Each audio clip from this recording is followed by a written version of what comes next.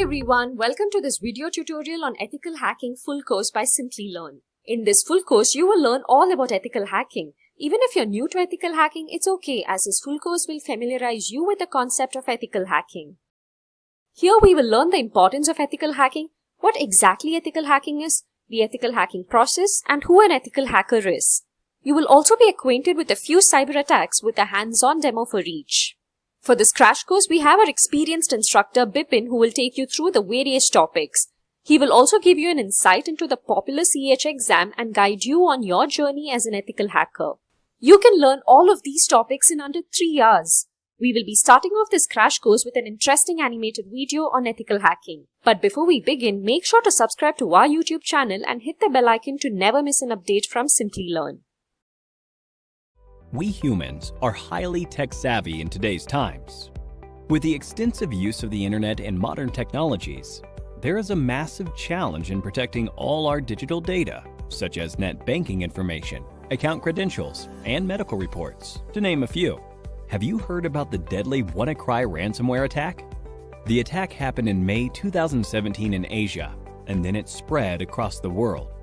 Within a day, more than 230,000 computers were infected across 150 countries. The WannaCry cryptoworm encrypted the data and locked the users out of their systems. For decryption of the data, the users were asked for a ransom of $300 to $600 in Bitcoin. The users who used the unsupported version of Microsoft Windows and those who hadn't installed the security update of April 2017 were targeted in this attack. The WannaCry attack took a toll on every sector. Top-tier organizations like Hitachi, Nissan, and FedEx had to put their businesses on hold as their systems were affected too. Now, this is what you call a cyber attack. To prevent such attacks, cybersecurity is implemented. We can define cybersecurity as the practice of protecting networks, programs, computer systems, and their components from unauthorized digital attacks.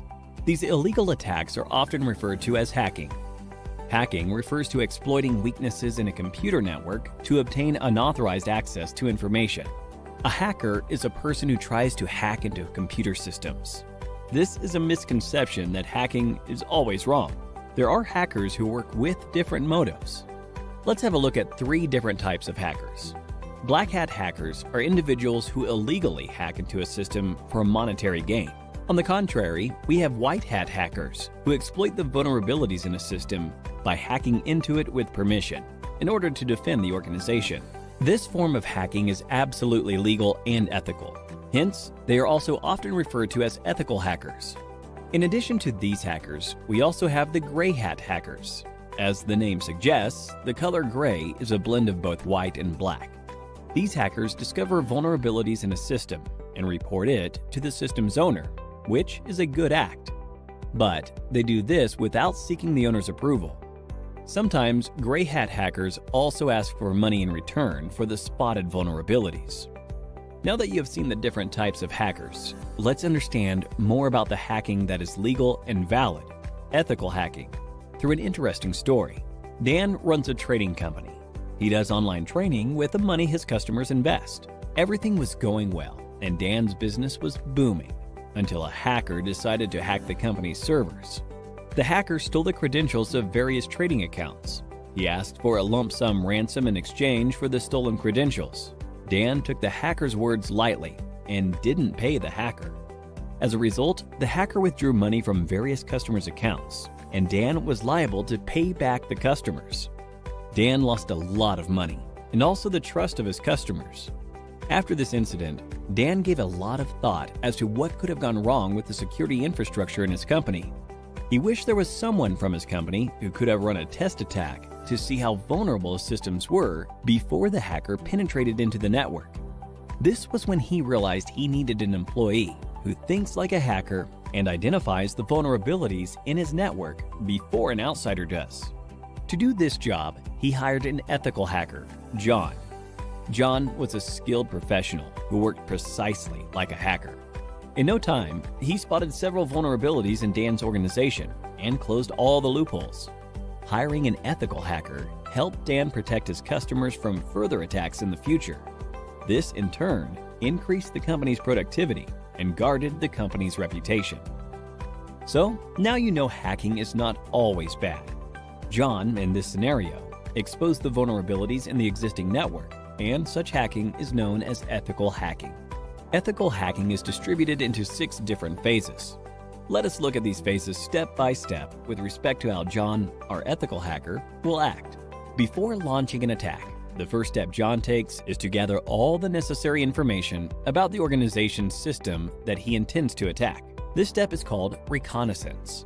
He uses tools like Nmap and hping for this purpose. John then tries to spot the vulnerabilities, if any, in the target system using tools like Nmap and Nexpose. This is the scanning phase.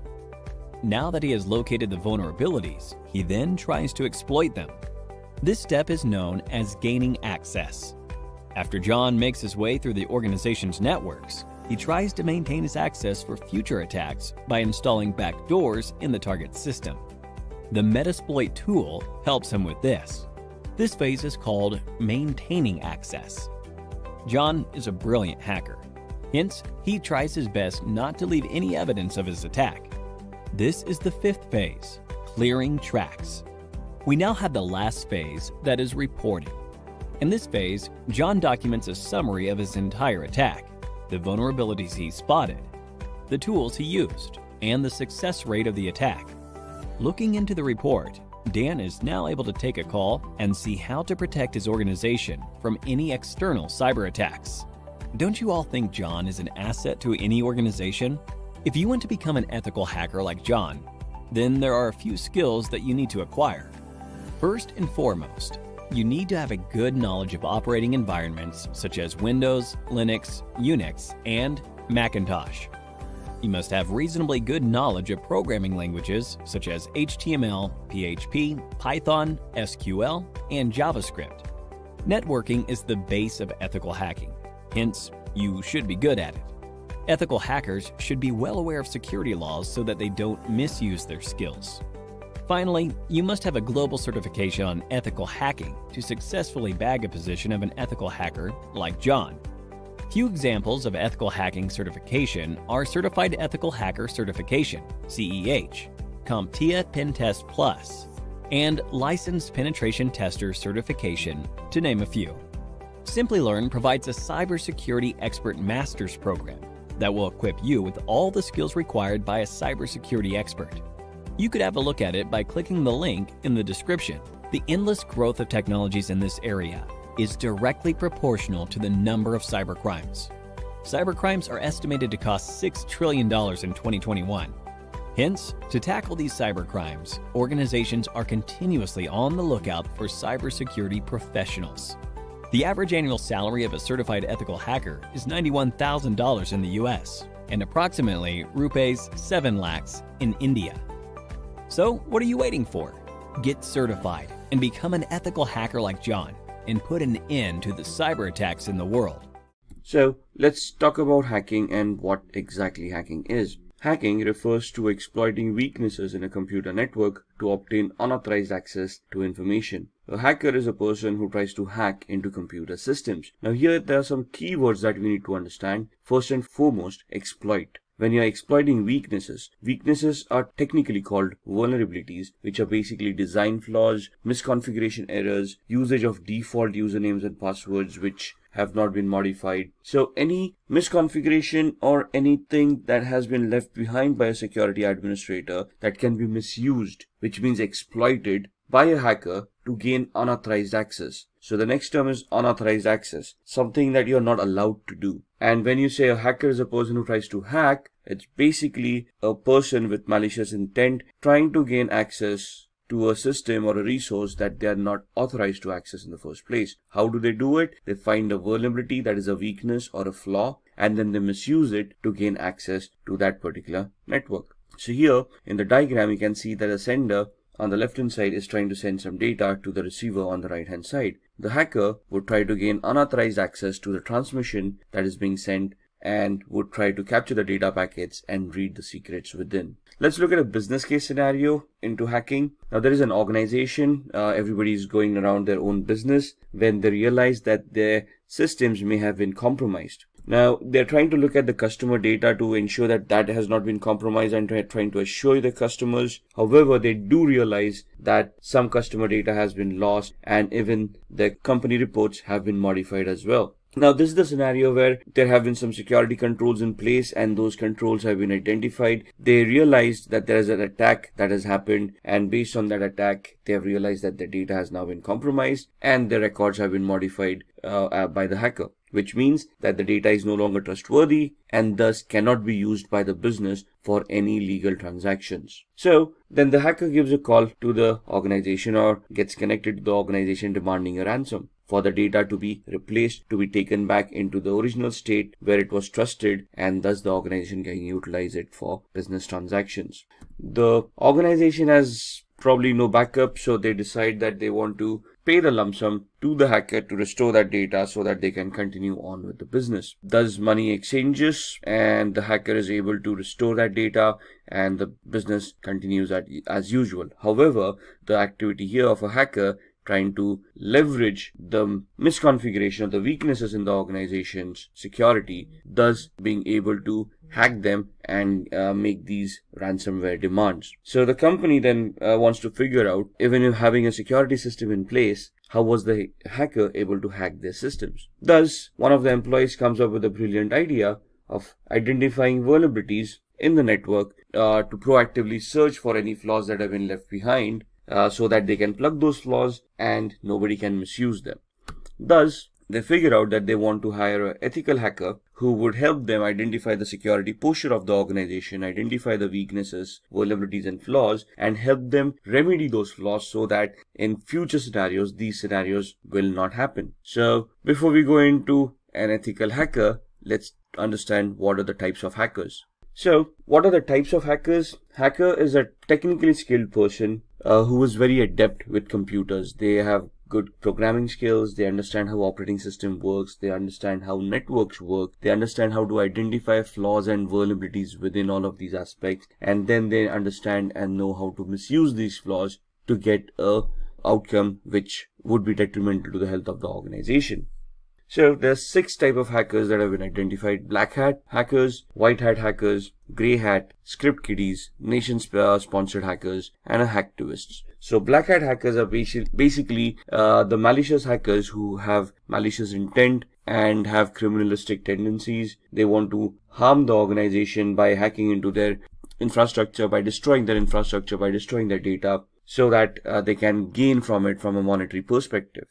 These guys are also known as crackers. The main aspect of these people are that they have malicious intent, they try to do unauthorized activities, and they try it for personal gain. Another important aspect to remember is that a black hat hacker will always try to hide their identity.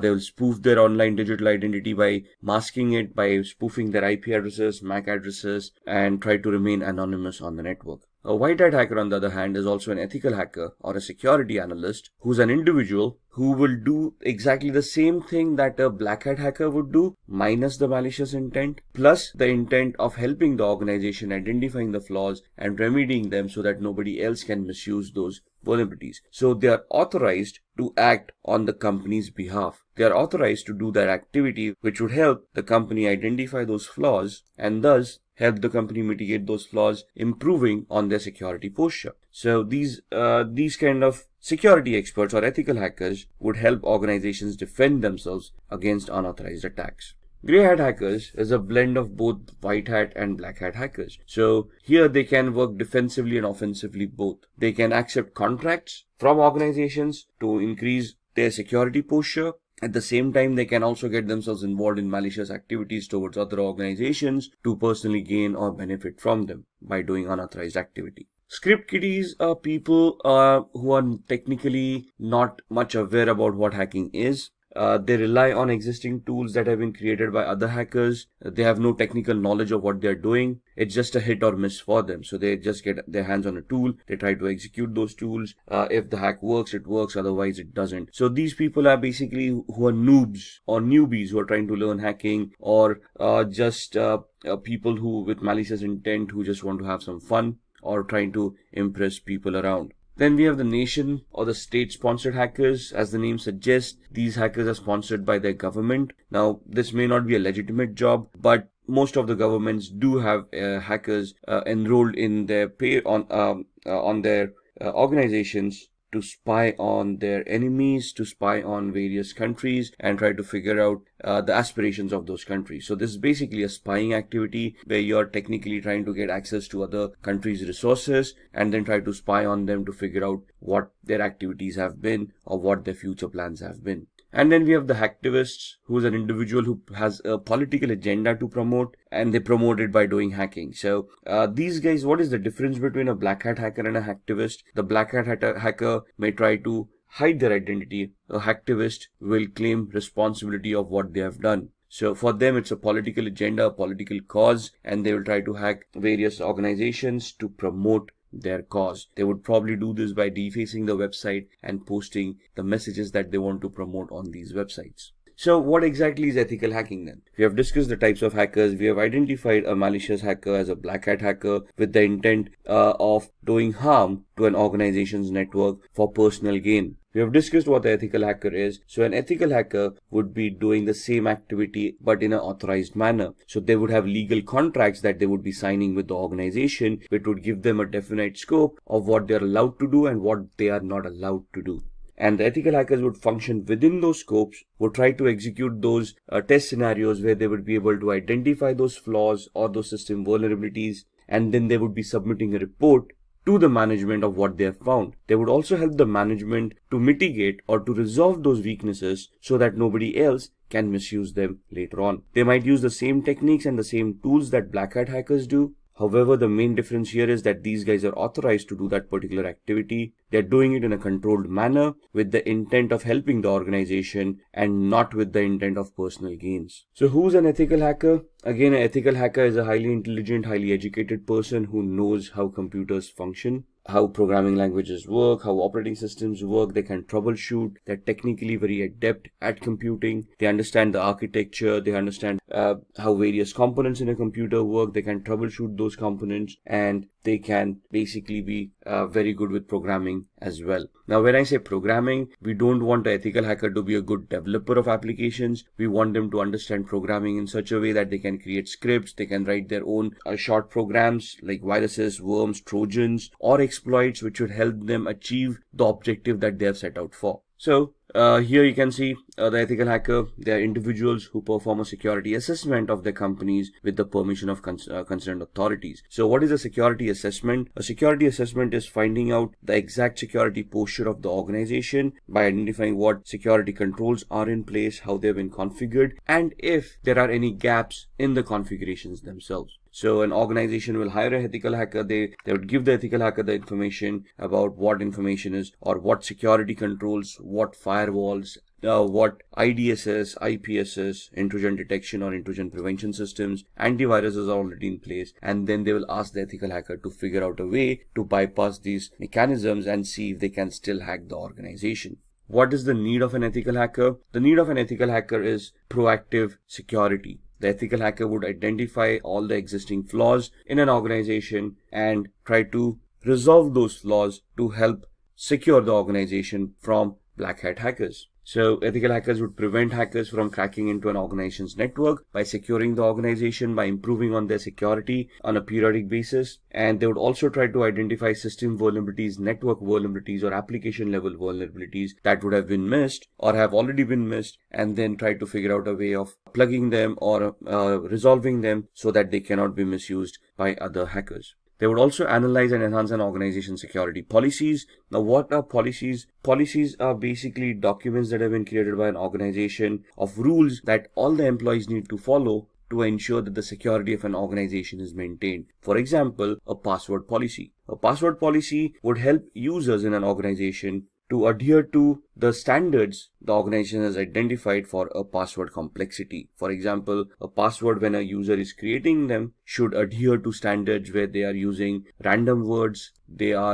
contain the alphabet A through Z, uppercase and lowercase, 0 through 9 as numerics, and special characters, and they are randomized so that the password becomes more stronger to prevent from brute force attacks. So what would an ethical hacker do at this point in time? They would try to test the strength of the passwords to see if brute force attacks or dictionary attacks are possible, and if any of these passwords can be cracked. They would ensure that all the employees are following the policies and all the passwords are as secured as the policies want them to be. If there are any gaps in the policies or the implementation of the policy, it is the ethical hacker's responsibility to identify those gaps and warn the organization about it. Similarly, they would also try to protect any personal information, any data that is owned by the organization that is critical for the functioning of the organization, and they will try to protect it from falling into the hacker's hands. Now, what are the skills that are required of an ethical hacker? These are the following skills. So first and foremost, they should have good knowledge with operating systems such as Windows, Linux, Unix, and Mac. Now, when we say knowledge about operating systems, it's not only about how to use those operating systems, but how to troubleshoot those operating systems, how these operating systems work, how these operating systems need to be configured, how can they be secured. For example, securing an operating system is not only installing a firewall and an antivirus, but you need to configure permissions on an operating system of what users are allowed to do and what users are not allowed to do. For example, limiting the installation of applications. How are we going to do that? We need to go into the system center, the security center of Windows, and we need to configure security parameters over there of what are acceptable softwares and what are not. Same with Linux and Mac softwares, operating systems. So we need to know how we can secure these operating systems. Similarly, all of these would have desktop versions and server versions of operating systems. As an ethical hacker, we need to know the desktop and server versions both, how to configure them and how to provide services within the organization on these servers so that they can be consumed in a secure manner by all the employees. At the same time, they should also be knowledgeable of programming languages or scripting languages such as PHP, Python, Ruby, HTML for programming, if you will, because web servers come into the picture. So again, they should not be great developers where they can create huge applications, but they should be able to develop scripts, understand those scripts, analyze those scripts, and figure out what the output should be of those scripts to achieve the hacking goals that they have set out for. An ethical hacker should have a very good understanding about networking. No matter whether you're in application security, you're in network security, or you're in host-based security, since a computer will always be connected to a network, either a local area network like a LAN or the internet, we should know how networking works. We should know the 7 layers of the OSI model. We should know which protocols work on those 7 layers. We should identify the TCP/IP model and how a OSI model can be mapped to the TCP/IP model. We should understand how TCP and UDP work, how each and every protocol is crafted, how they are supposed to behave for us to analyze and understand any network-based attacks. We should be very good in security measures. So we should know where those vulnerabilities would lie, what are the latest exploits available in the market, and we should be able to identify them. We should be able to know the techniques and the tools of how to deal with security, how to analyze security, and then how to implement security to enhance it as well. Along with that, it is important that a security analyst or an ethical hacker is aware of the local security laws and standards. Why is that? Because an organization cannot do any illegal activity. Whatever responses that they have, whatever security mechanisms, whatever security controls they will implement, they need to be adhering to the local law of the land. They should be legal in nature and should not cause undue harm to any of the employees or any of the third-party clients that they are dealing with. So the ethical hackers should be aware of what security laws are before they implement security controls or even before they start testing for security controls. And all of these should be backed up by having a global certification or a globally valid certification related to networking, related to security, ethical hacking, the law of the land, anything and everything. Maybe even programming. It's good to have a certification in PHP, Perl, Python, Ruby, and so on and so forth. Why? Because most of the organizations, when they hire ethical hackers, look out for these certifications, especially globally valid certifications, so that they can be sure or they can be assured that the person that they are hiring has the required skill set. So let's talk about a few of the tools that an ethical hacker would utilize in their testing scenarios. To be honest, there are hundreds of tools out there. What you see on the screen are just a few examples of them. Nessus is a vulnerability scanner. What is a vulnerability scanner? It is an automated tool that is designed to identify vulnerabilities within hosts, within operating systems, within networks. So they come with their ready-made databases of all the vulnerabilities that have already been identified, and they scan the network against that database to find out any possible flaws or any possible vulnerabilities that currently exist on the host or the operating system or on the network. Similarly, there would be application scanners like Acquaint or Arachne that would help you scan applications and identify flaws within those applications as well. Now, all of these are automated tools. The essence of ethical hacker is when these tools churn out the reports, the ethical hacker can understand these reports, analyze them, identify the flaws, and then craft their own exploits or use existing exploits in a particular manner so that they can get access or they can bypass the access security controls mechanisms that are already in place. How can they do that? With the tool called Metasploit. You see that big M there on the right hand side? That M logo is for a tool called Metasploit, which is a penetration testing tool. What is a penetration testing tool? It is that tool that will allow an ethical hacker to craft their exploits or choose their exploits for the vulnerabilities that have been identified by Nessus. Since we are interacting with computers, we will always be interacting using tools, right? So the first tool, Nessus, identifies the flaws and the possible list of vulnerabilities. We do a penetration test using Metasploit to validate those flaws and to verify that those flaws actually exist, and try to figure out the complexity of those flaws. And that's where Metasploit helps us do that. Wireshark would be used in the background while we are doing both the activities using Nessus or Metasploit to keep a track of what packets are being sent and received on the network, which will help us analyze those packets. So whenever I run a Nessus scanner, I would run a Wireshark in the background. It will capture the data packets and I can go through those data packets and analyze that data packets to identify what Nessus is actually trying to do. Similarly, when I try to attack a machine using exploit on Metasploit, I will keep on Wireshark running in the background to capture the data packets that have been sent and the responses that I've received from the victim, so that I can also go through those packets and analyze the responses and analyze the attack, whether it was successful, to what extent was it successful, and basically will also give me a validation, a proof of the activity that has happened. Nmap is another automated tool that allows me to scan for open ports and protocols. So why would I use Nmap? Because ports and protocols become an entry point for a hacker to gain access to devices. For example, when we connect to a web server, we connect through a web browser, but we automatically connect to port 80 using HTTP and port 443 is using HTTPS. So if I'm connecting to a web server using HTTPS, it is safe to assume that port 443 on the web server is open to accept those connections. Similarly, there would be other services that may be left open on the web server because nobody thought about configuring it, or they misconfigured the web server and they left unwanted services running. So Nmap will allow me to scan those ports and services and allow me to understand what services are being offered on that server, so then I can start analyzing that server, identify those flaws within those services, and then try to attack them. If the application that I'm analyzing is connected to a database and I want to do a SQL injection attack, or if Nessus tells me that there is a SQL injection attack that may be possible on that particular application, I can use an automated tool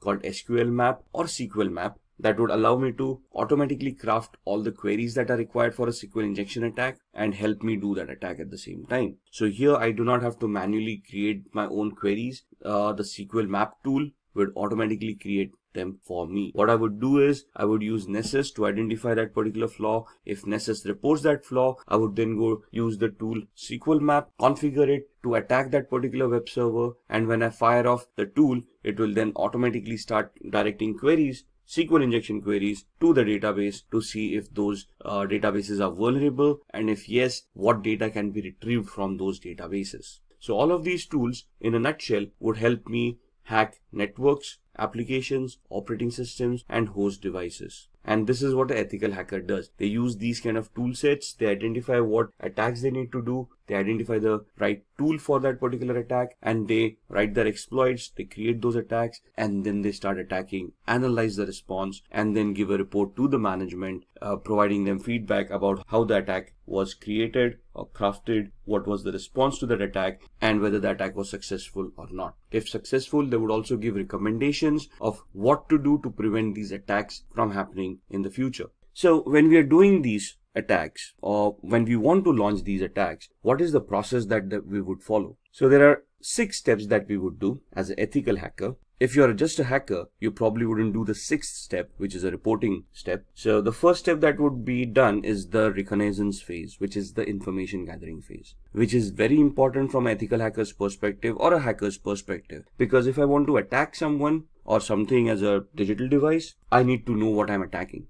I need to know the IP address of the device, the MAC address of those devices. I need to know the operating system, the build or the version of that operating systems, applications on top, the versions of those applications, so I know what I'm attacking. For example, if I want to attack a server, I assume it's a Windows-based server and I use a particular tool to attack it, but it actually turns out to be a Linux-based server, my attacks are going to be unsuccessful. So I need to focus my attack based on what is there at the other end. So in my information gathering phase, I want to identify all of that information. Once I have that information done, I'm going to scan those servers using tools like Nmap that we just talked about. And we're going to try to see the open ports, open services, and protocols that are running on that server that can give me possible entry points within the network or within the device or within the operating system. At the same time, along with the scanning with Nmap, I would run a vulnerability scanner, the Nessus vulnerability scanner we talked about, or Acquaint for applications, and then I would try to identify vulnerabilities in those applications, operating systems, or networks. Once I have identified those vulnerabilities in the scanning phase, I would then move on to the gaining phase, where I would then craft my exploits or choose existing exploits and start attacking the victim. At this point in time, if my attack is successful, I will probably have gained access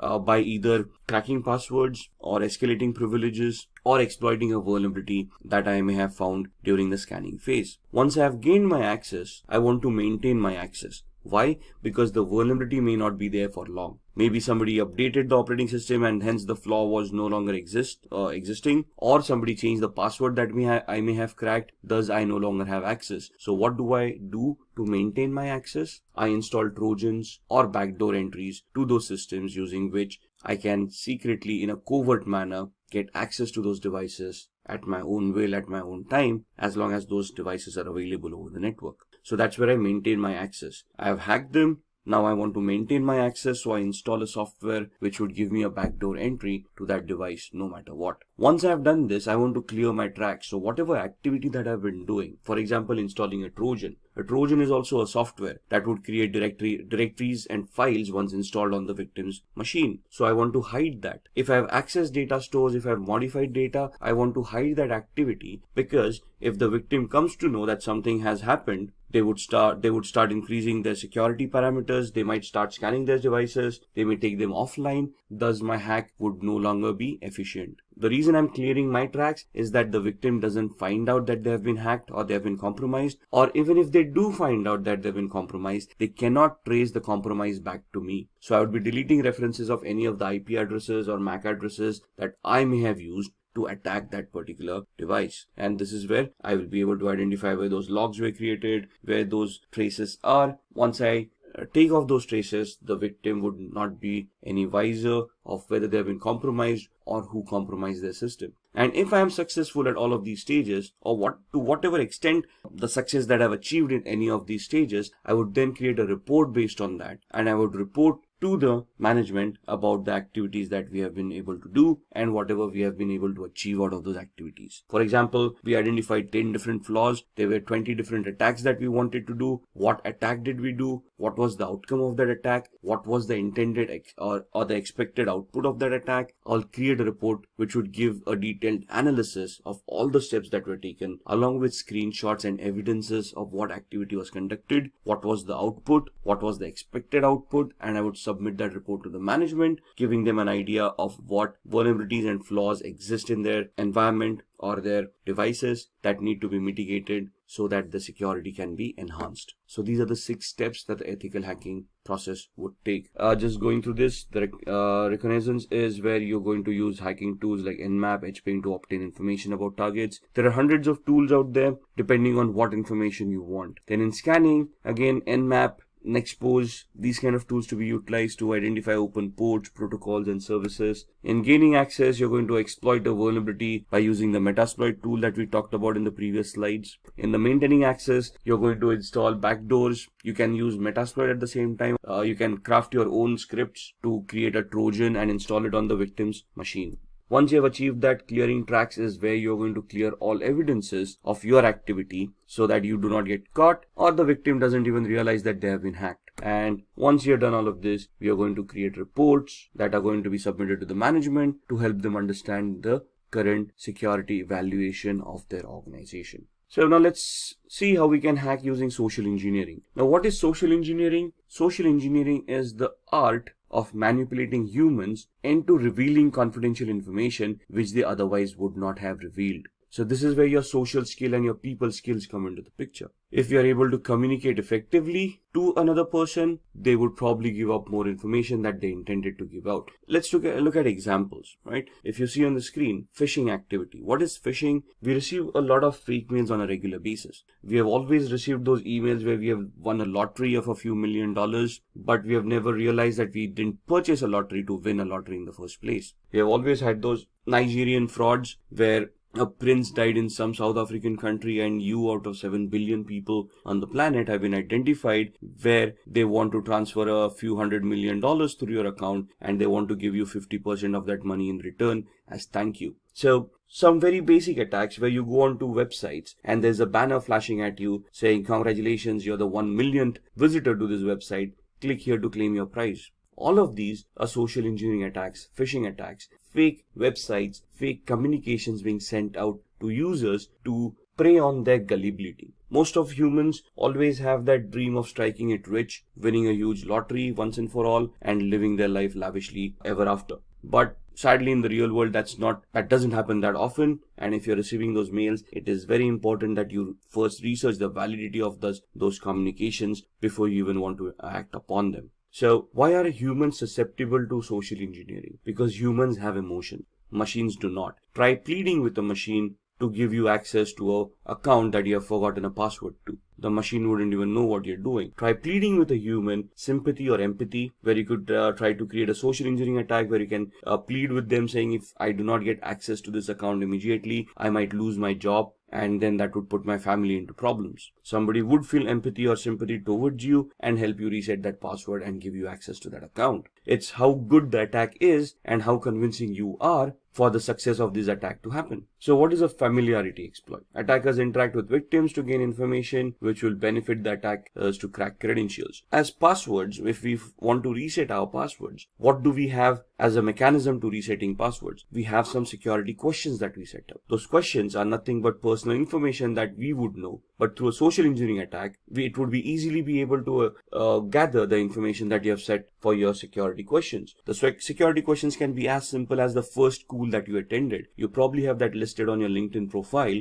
where a person can just go in there and see your academic qualifications and identify the school that you were in, right? Similarly, it might also be a question, what was your mother's maiden name? That's a very good attack. And that's, if a person can interact with you, let's say they're trying to take a survey and they approach you for a feedback on a particular product that you have been utilizing, and they ask you these questions, you wouldn't think twice before giving those answers. As long as the request sounds legitimate to us, we are able to justify that request, we do answer those queries. So it's upon us to verify the authenticity of the request coming in before we answer it. Phishing, as discussed, would be fraudulent emails which appear to be coming from a trusted source. So email spoofing comes into mind, fake websites, and so on and so forth. Exploiting human curiosity. Curiosity killed the cat, right? So there's so many physical attacks where hackers just keep pen drives lying around in a parking lot. Now this is a generic attack. Whoever falls victim will fall victim. So if I just throw around a few USBs in the parking lot, obviously with Trojans implemented on them, some people who are curious or who are looking for a couple of freebies might take up those pen drives, plug them in their computers to see what data is on the pen drives. At the same time, once they plug in those pen drives on their computers, the virus or the Trojan would get infected and cause harm to their machine. Then exploiting human greed. We just talked about the Nigerian frauds and the lotteries, those kind of attacks, the fake money making gimmicks. Now basically this is where you prey upon the person's greed kicking in, and they are clicking on those links in order to get that money that has been promised to them in that email. So one of the safest mechanism to keep data private and to keep yourself secure is using encryption. Now encryption can happen through cryptography. What is cryptography? Cryptography is the art of scrambling data using a particular algorithm so that the data becomes unreadable to the normal user. The only person with the key to unscramble that data would be able to unscramble it and make sense out of that data. So we're just making it unreadable or non-readable by using a particular key or a particular algorithm, and then we're going to send the key to the end user. The end user using this same key would then decrypt that data. If anybody compromises that data while it is being sent over the network, since it is encrypted, they would not be able to read it. So the encryption algorithm would be something like this. Now, if you see the computer word once made into unreadable format would look like EQORXVGT. For an end user, it wouldn't make any sense, but the person who has a key to unscramble that would be able to convert it back to computer and then understand the meaning of that word. So this is just a substitution cipher that is being shown on the screen. So what is the alphabet? The key is alphabet plus 3. So C plus 3 alphabets, that becomes E. O becomes Q. M becomes O. So the key that is utilized to scramble the data is the character that you are at. The third character from there would be the corresponding key. So the encrypted message is also known as a cipher.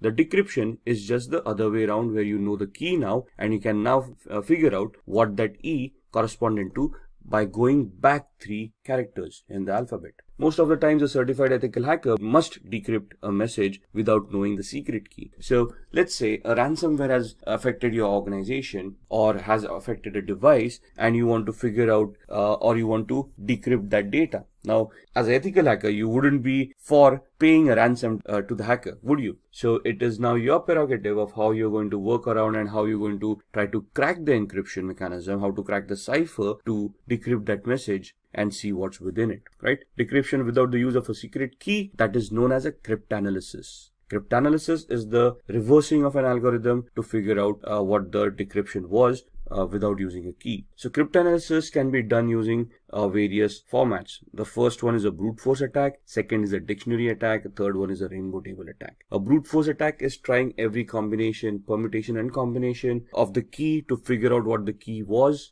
It is 100% successful, but may take a lot of time. A dictionary attack is where you have created a list of possible encryption mechanisms, a list of possible cracks, and then you try to figure out whether those cracks work or not. Rainbow tables are where you have an encrypted text in hand and you're trying to figure out the similarities between the text that you have and the encrypted data that you wanted to decrypt in the first place. So in the brute force attack, you're trying every possible combination, permutation of what the key would be. In dictionary attack, you have a word list that would tantamount to the key, and if you're trying to match all the words listed in the text file or the word list to see if any of those words are going to work to decrypt that data. Here in the rainbow table, the ciphertext is compared with another ciphertext. You find out similarities and then you try to work or reverse engineer your way accordingly. So let's have a quick demo on cryptography before we end this session. So to begin with the demo of cryptography, we are on a website called spammimic.com, which will help us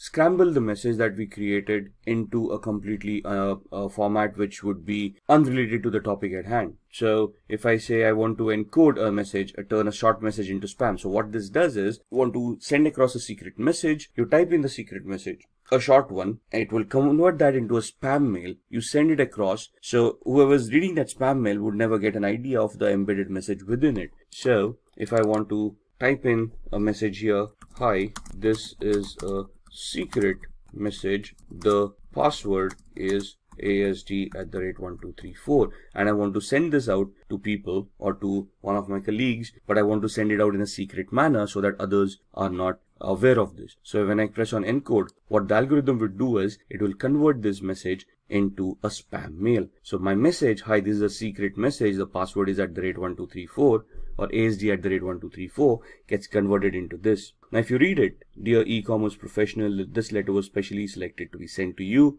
This doesn't make sense. There is nowhere or no reference to the actual message that I've already said. So if I copy this entire message and I send it, let's say via email, to the recipient. Now the thing is that the recipient needs to know that I've encoded it using spam mimic. The algorithm needs to remain the same. So once they know that it is spam mimic, what they can do is, now in this instance what I'm going to do is I'm going to open up a new browser and I'm going to go to the same website. And at this point in time, I'm going to click on decode. When I click on decode, I'm going to paste the message that I've just copied. There we are. And this message is now being copied into a different browser. And if I decode this, you will see that it will convert it back to the original message that there was. So the key is there @spam mimic, and it is embedded within the message. So whenever we paste the message in the decode factor, it knows what the key was and it can decrypt that message and give me the actual message that was embedded within it. There we are, the entire message. This is what we created in the Google Chrome browser, and in the Firefox browser we decoded. Similarly, if I want to protect these kind of messages, there is an aspenencrypt.com website where, let's say, we use text encryption and I want to encrypt the same message. This is a secret message. The password is asd@1234, and then I give it a password to protect this message, let's say the word password, and I use the cipher to scramble this by using, let's say, AES, which is the strongest cipher right now, and I say encrypt. So this is what the encryption would look like. And basically, if I don't have the password over here, if I decrypt it, you would see that the error has occurred. Now, if I type in the password over here and then decrypt it, it will be able to convert that back into the unscrambled text, and it will give me what the original message was. This is a secret message. The password is asd@1234. So if I want to keep my data secure from hackers, I want to scramble it in such a way that they would not be able to crack it, or it would be very difficult for them to crack it. And this is one of the first mechanisms that would be recommended by any ethical hacker to keep the data secure. Now let's talk about downloading and installing Kali Linux. Along with that, we'll also be looking at the basic commands that are required for Kali Linux. Alright, so I've opened my browser and we want to go to the Kali website. So we want to go to kali.org. You can directly type in kali.org and go to the website. I can just do a Google search and say Kali download, and it will give you the same website, but it will directly take you to the downloads pages. So either here or you can go to the home page. Cookies are being installed on your machine, so see which cookies you want to allow. I'm only going to use the necessary cookies to support this site, and you can see that this gives you the latest Kali Linux news and tutorials, gives you the latest release, what is in that release, and gives you a lot of documentation which will help you understand what tools have been developed and what functionality has been given in the latest version. If you want to download, you can directly go here and you can download Kali Linux. Now, Kali Linux is a 2.6 gigabyte download, so it's going to take time, the latest version being 2019.4. And we click over here. I'm using a download manager to manage all these huge downloads, and you can see it's pointed to the operating systems folder, and it is going to be a 2.57 GB download. So we click on download, and in the background, you can see this is going to be downloaded, and we're going to minimize this. And it will take a few minutes for that to download, but this is an ISO image, so we need to install it on a virtual machine. So what we need is we need to use a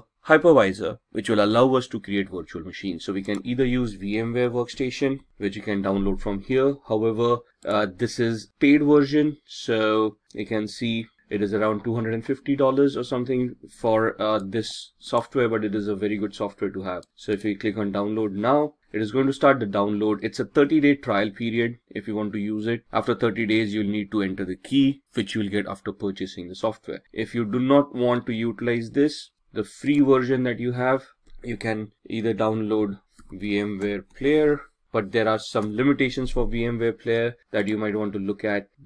You want to compare these products before you want to purchase them, right? Otherwise, you can download Oracle VirtualBox, which is a free hypervisor. It's not as robust as VMware Workstation, but it does the trick, right? So the free version 6.1 is free, and you can then create your own virtual machines over there and install operating systems on them. What I I already have a VMware Workstation installed, so I'm just going to open that up, and that's my VMware Workstation. As you can see, I already have a lot of virtual machines created over here. What we are going to do is we are going to configure a virtual machine for the Kali Linux operating system that we are downloading, which should be somewhere here. Let's see, it's at 43%, so halfway there. Till then, let's create the virtual machine. So I click on File, create a new virtual machine. I'm going to customize the machine, so click on Next. This leave it default, we don't want to change that, and then we want to install the operating system later. We don't want to point it out right now, so I'll just click on I will install the operating system later. Click on Next. We want to install Linux. Now in the drop down, you would not see Kali Linux over here. However, you can choose Ubuntu 64-bit. That's what I'm going to choose. There it is. Next. What is the name that we want? I want to give it Kali Linux without the typo, and I want to store it in one of the folders that I've created. By default, it stores on the C drive, which is not a good place to store. You don't want to run out of space on your C drive. So I'm going to click on this PC, and this is my data, and in here I'll have a folder called VirtualBox or virtual machines. There it is, within which you can see the other softwares that I already created. I'm going to create a new folder and call it Kali 2019 L. L for is latest for me, because you can see I already have a Kali Linux. So I'm just going to identify this folder with the L at the end. Going to select it and click on OK. You can see the path being changed over here. Click on next. It's going to ask you how many processors. Now, depending on the processor that you have, you can see I've got an 8-core i7. So if I give it 16 cores or 16 processors, that's not going to work. I cannot go beyond what the physicality already is. So for this machine, one processor with 1 core is more than enough. If you're going to use a lot of tools at the same time, you might just want to give it 2 cores. So we're giving it 2 cores. It will ask us for RAM to be provided for this virtual machine. By default, 2048 megabytes. That's 2 GB of RAM is more than enough. If you require more, we can change this later on.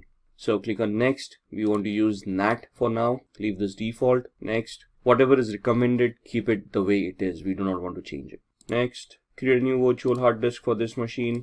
And it is going to ask us the size. 20 GB is more than fine. Store it as a single file. We don't want to use multiple file options. Click on next. And then click on browse, where we want to store the VMDK file or the virtual hard disk file. And we go back again to the same folder that we had created, virtual machines, and we look at the Kali Linux, Kali 2019 L, and we want to store the VMDK file over there. Once we save it, we want to click on next, and then we want to click on finish. So this is the virtual machine that has been created right here, right? Now, this is the basic configuration. Now, where are we at with the operating system? And you can see the operating system has been downloaded and it is stored in this particular folder. So we go to E drive. So we are looking for the operating system that we have downloaded. We downloaded it in the operating systems folder. And if we go in here, you can see the current one, the Kali Linux 2019.4 ISO right here. So what we do, we go back to the Kali Linux machine that we have created, edit virtual machine settings,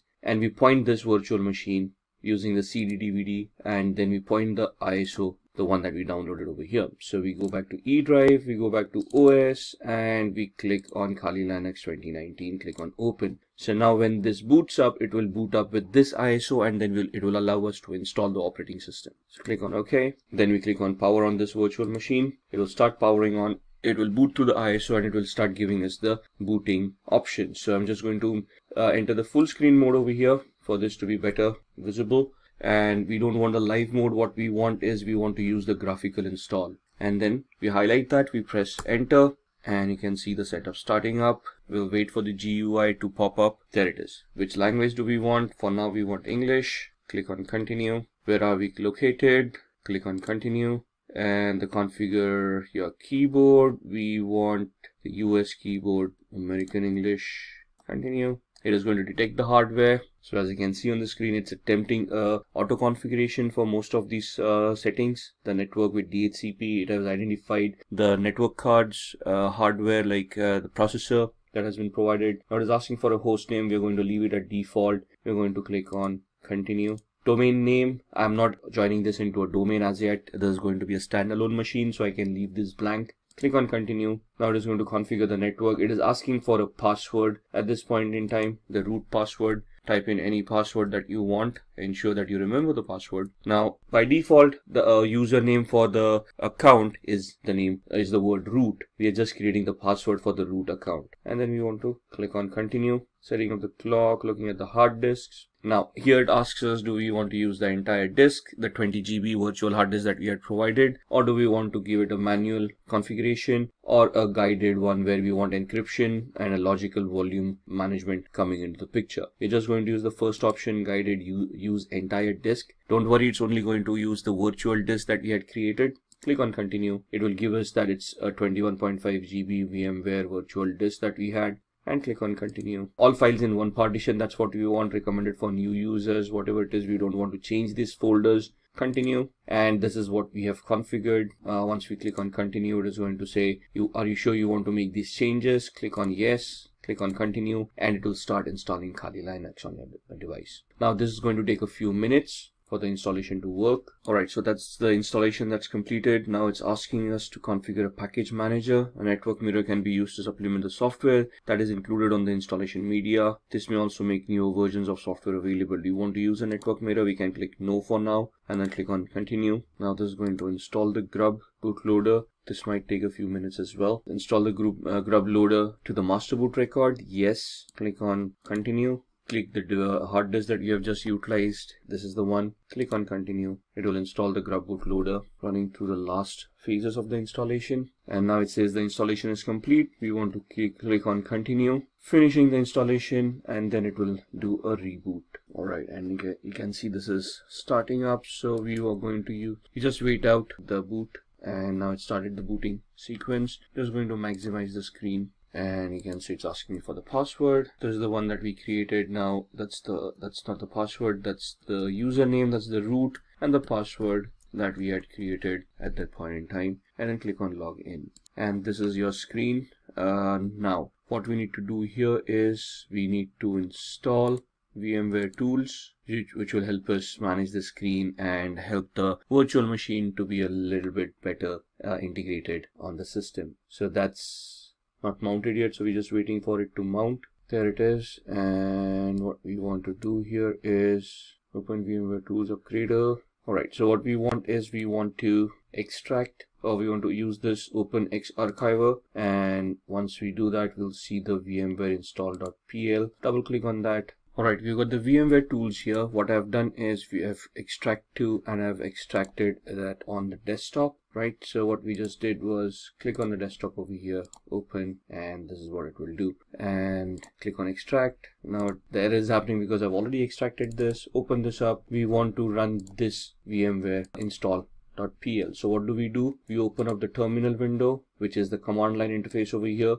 And now this is where some of the commands come into the picture. So for example, pwd, it will show us the present working directory. ls will show us the list of the folders that are there. So the folder that we have is on our desktop. So we'll just change directory to desktop, press enter, do an ls, that will show us the list, and you can see VMware tools distrib. That's the folder that we have right here. Right, so we want to go into that folder, cd VMware. At this point, you can just click on tab and it will populate everything over there. Press enter, do an ls, and we want the VMware-install.pl to be executed. Alright, so we tried executing that command. We had an error over there. So what we need to do is we need to execute this command. So /VMware install.pl, and we'll start creating. Now it will ask you for your input installing VMware tools. In which directory do you want to install the binary files? By default it is going to use /usr/bin. If I just press enter, it is going to use the default. As you can see, the input over here. What directory do you want the init directories? I'm just going to press keep on pressing enter for the defaults to come in. This part does not exist. It is going to create it. Default yes, defaults everywhere, and then it tries to start initializing it to maximize the screen, and this is where it is installing. And you can see by just installing that, it automatically adjusted the screen, and now we got a full screen of Kali Linux right here. Right, and that is what VMware tools does for us once we have installed the operating system. And now you can see the entire screen. On here you will see the tool sets that are given here. Now why are we using Kali Linux in the first place? Because this comes in with a bundle of thousands of softwares that are ready to be utilized for ethical hacking. Right, and they have been categorized over here for information gathering, vulnerability analysis, web application analysis, and so on and so forth. So you can see from forensics onwards, reporting tools, and as you scroll down, you can see your development tools, graphics coming in, internet, and the system configuration coming into the picture. These are your settings for your operating system. So these are basically your tools. We are right now on the favorites. If I click on information gathering, you will see that other tools for information gathering start appearing over here. For vulnerability analysis, we have got Sparta, Nmap, fuzzing tools, web application analysis, we have got comics, Kipfish, SQL map, database assessments, password attacks, and so on and so forth. So if you just go in the favorites, this was the terminal emulator that we utilized. This is the command line that we saw. We use the cd command We use the pwd command. We did the ls command as well to give us the list of the directory that we are in. Similarly, there would be commands like cat. So let's go to cd downloads. Let's see what's there. You can see this is case sensitive. So if I type in a capital D and then do a tab ls, there's nothing over here on download. So cd ... will take us back one directory. Now you can see we are back from downloads to root. If I want to go to desktop, this is how I go to desktop. Do a ls. You can see the VMware tools folder over there, cd VMware tools, and we go into that folder ls, where it will give us the list of all those files. Now you can see install is a file that we had edited back then. So if I do a cat install, you will see the cat basically is the command that will help us look at the contents of the file, all right, without opening up the file or without editing the file. So you can see just if I scroll up, this is where we gave the cat command. It then printed the contents of the file over here, and then it exited and gave me back to a command line right here, right? Now if I want to copy this, cp root desktop VMware install, and if you want to copy it to root downloads and press enter. Now what we are going to do is we are going to see if this file, the install file that we just edited over here, has been copied to the downloads folder. So we are currently in the VMware, on the desktop VMware tools district folder. We do a cd ... that takes us down one directory. So we are still in the desktop. Do a cd ... Now you can see we are back in the root, and now we are going to do a cd downloads, do an ls, and you can see the copied file right here. So if I do a cat install, you can see the same content of that file coming in. So these are some of the commands that we would need to learn as we go ahead. The remove command is, let's say we've got install, we do a man rm. Man is the manual page command that gives us the pages with the description of how that particular command is to be utilized. So rm is remove files or directories. Synopsis, the description, the options, -f for force, -i for prompt, -capital I prompt once before removing more than 3 files, and so on and so forth. If you want to exit this, you can press Q to exit, and you come back to this page. So if I say rm install ls, you will see that the install file has now been deleted. So in Windows we use the del command. In Linux it is the rm command. So this is what we wanted to look at, the demo for Kali Linux, how to download it, how to install it, and some of the basic commands that we can utilize. Alright, let's begin with the phishing tutorial.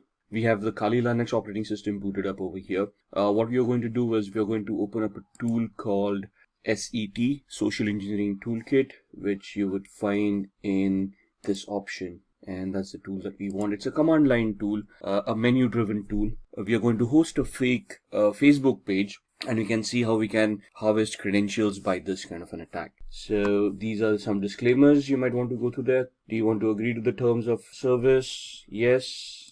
Press enter. And that's your social engineering toolkit. And we are talking about a phishing attack which comes under the social engineering attack. So like I said, it's a menu driven tool. So we just have to look at these options and then just type in the number of the option that we want. So we want to do a social engineering attack. So I type in 1, press enter. In that it is asking me whether I want a spear phishing attack, a website attack vector. We are going to choose a second option. So I type in 2, press enter, and then it asks me what I want to do. I want to take the third option here, credential harvester attack methodology, and we want to do the third attack. Now it is asking whether we want to use the in-house website templates that it already has, or do we want to clone a site, or do we have a customized site that we have prepared that we want to migrate into this tool. We are going to do the site cloning option, so we are going to type in 2, press enter, and then it is going to ask me the IP address where it wants to capture and store the credentials. By default, this is the IP address that I'm using, so if I leave it blank, it will take my default IP address. So I'm just going to press enter, and now it is asking me the URL to clone. So I type in https://facebook.com. What it is going to do, it is going to connect online, and it is now it has cloned the website, Facebook login.php. The best way to use this attack is that if the username and password form are in the same field or the same page. Regardless, this captures all posts on a website. So you may need to copy ** into HTML depending on where your directory structure is. Press return if you understand what we are saying here. So press enter. The social engineering toolkit credential harvest attack is running on port 80, information will be displayed to you as it arrives. So the site was 71.134, right? The default IP address, and this is where the website is being hosted. Let's check that out. So let me open up a browser on my host machine, and let me point it to the Kali Linux machine that we have just created, 192.168.71.134,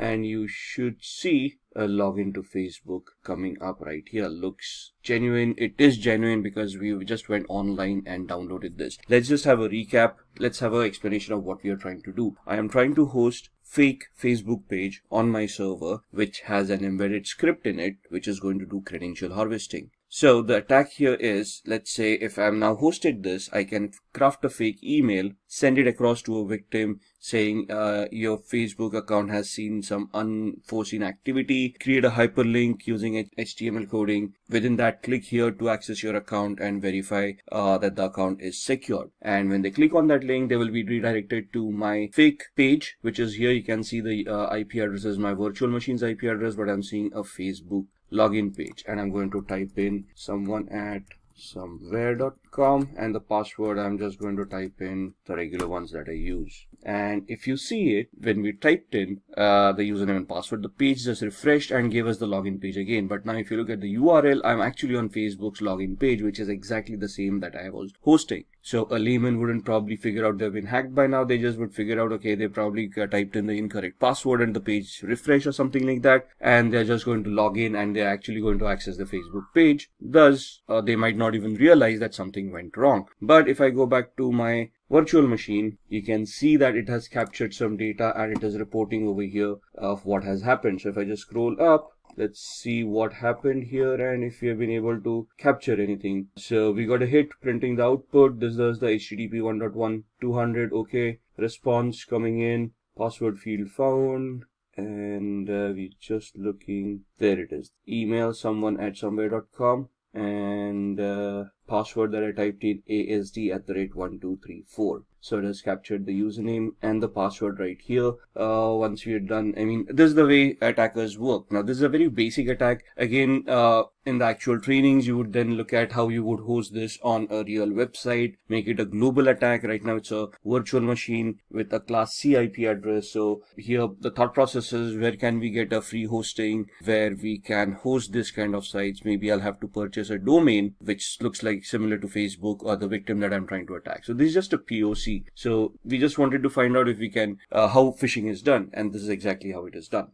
right? So pressing Control C would exit this tool and takes you back to the actual menu. Press 99 to exit, and there it is. Close the window, and that's the phishing practical. After phishing, let's talk about SQL injection. SQL injection stands for structured query language injection, which is a database attack, though it resides within the application. So it's the application vulnerability that we are trying to look at to try to bypass authentication. As the name suggests, a SQL injection vulnerability allows an attacker to inject malicious input into a SQL statement. What is a SQL statement? A query that is used by an application and is fired off to the database. Database executes that query, gets that information that is required, and sends it back to the user if the user is authenticated. So we're going to look at the SQL injection attack demo here. And what we are going to do is we are going to go back to our VMware workstation.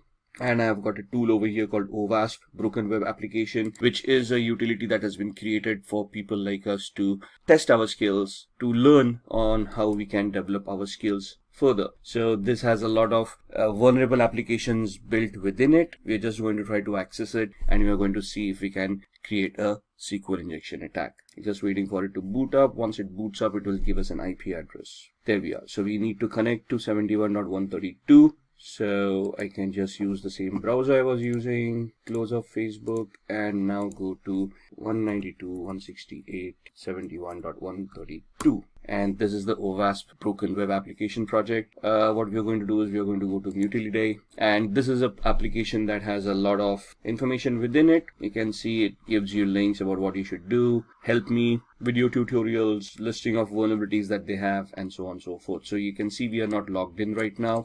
I'm just going to do this as a demo. So what we're going to do is we're going to look at this and bypass authentication. So we are taken to the login page where you need a username and password to log in. I'm going to type in test as the username and test as the password.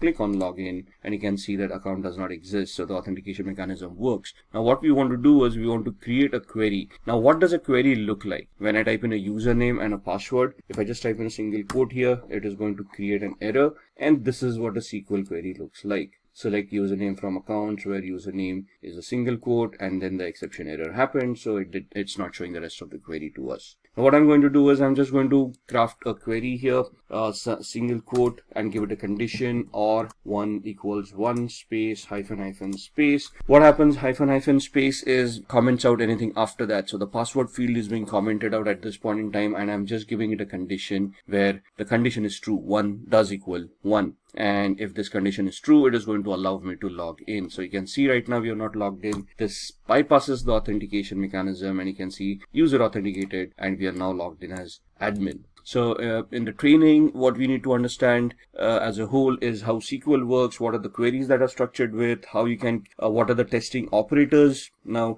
the single quote that we used, that was an operator in the SQL syntax, what these operators are, how they function, and then how you can leverage these attacks. There are different tools that are given to you in Kali as well that you can utilize. So in Kali Linux, you can just open up a command prompt, and there's a tool called SQL map. You need to give it a particular site. So SQL map -u for the URL and whatever the URL is. Now URL here, and then once you're here, you just press the enter key. This tool will craft all the queries in the background for you. You don't even have to know SQL query or SQL languages. This is a very easy tool to utilize. Sadly, I cannot demo this on a live website because that would be illegal, but you can see how you can operate this yourself. That's what SQL injections are all about. Moving on, we now talk about VPNs, virtual private networks. And a virtual private network is basically a secure network that allows me to anonymize myself over the internet. So what I'm doing is I'm connecting from here to a server that encrypts my channel, encrypts my connection, and thus allows me to keep my data secure. Now, the basic essence of a VPN or a virtual private network is to allow me this encryption mechanism where I can encrypt and safeguard my data. The added advantage that nowadays a VPN gives is that they can allow us to spoof our IP address or obfuscate our IP address so we can actually become anonymous on the internet. It can allow us to use multiple IP addresses and thus secure ourselves on the internet. For example, I use VPN called CyberGhost. And what this allows me to do is it allows me so many servers over here.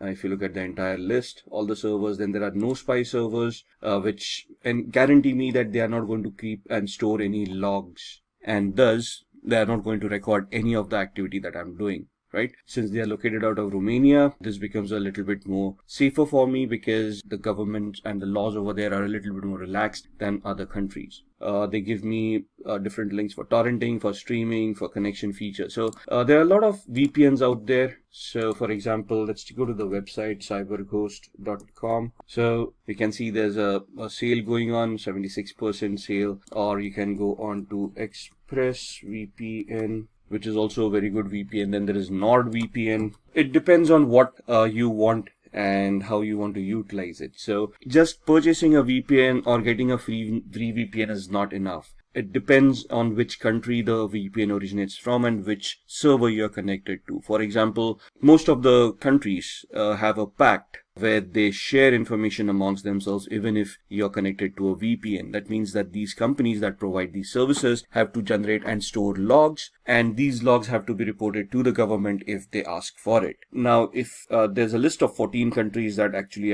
focuses on this practice, so you have to find out VPN that and a server that is not a part of those 14 countries and ensure that those logs are not going to be reported to the government. And these are 3 VPNs basically are something that which are good, and I personally use CyberGhost. I have used the others. I just keep on rotating them just to get an idea of which one is better. So these are VPNs that can allow you to anonymize yourself on the internet. Moving on, these are the ones that we talked about. There are others: Safer VPN, Hide My Ass, Express VPN, and so on and so forth. From our terminologies, let's now talk about VPS. VPS is basically virtual private server, where you can rent a service or server as a service, a virtual machine as a service. So basically on a cloud, using infrastructure as a service, you can rent a server and utilize it for whatever activity you want. So let's go to these sites: register.com, GoDaddy Network Solutions, or we can talk about other cloud solutions as well. So here you can get register your domain names.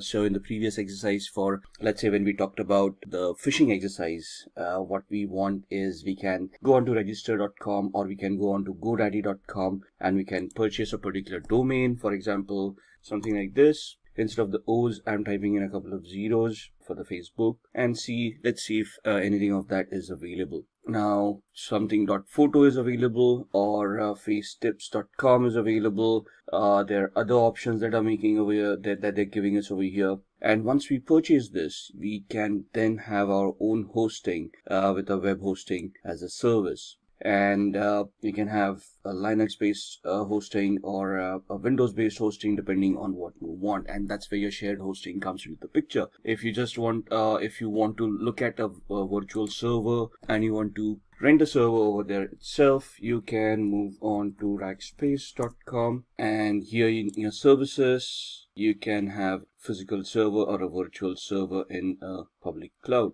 Your other cloud providers, for example, would be Amazon, AWS, and on AWS, you can basically look at EC2, Elastic Compute Cloud, which is basically virtual servers in the cloud. And over here, you can rent out a server with whatever capacity you require. You'll obviously have to pay the rent for what those servers are going to cost. But once you have those servers, you can then launch any services on top of it. Looking at other services that we have, we talked about Tor. Tor is a onion routing software that allows users to browse the web anonymously. So we can just go online and we can try to spoof our identity, and I'm going to show you how. So I've got a VMware workstation right here, so we're just going to pull that up, and we're going to power on a Windows 7 machine where we're going to look at the onion routing. So our Windows machine has booted up. We're just going to log in, and this is my Windows 7 machine. Now I've got a Chrome browser right here, and we're going to go to a website called seemyip.com, which is going to give the IP address that I'm currently using. So right now I'm not connected to any VPN or anything, and you can see that's my IP address that I'm utilizing. Now if I want to anonymize myself, what I'm going to do is I am going to use Tor, and that's the Tor browser that's set up right there. If I click on it, it's going to open up the software, and it's going to create a new network, and it's going to connect to the Tor network and allow me to anonymize myself. Right, so that's the Tor browser opening up and giving me a new browser over here.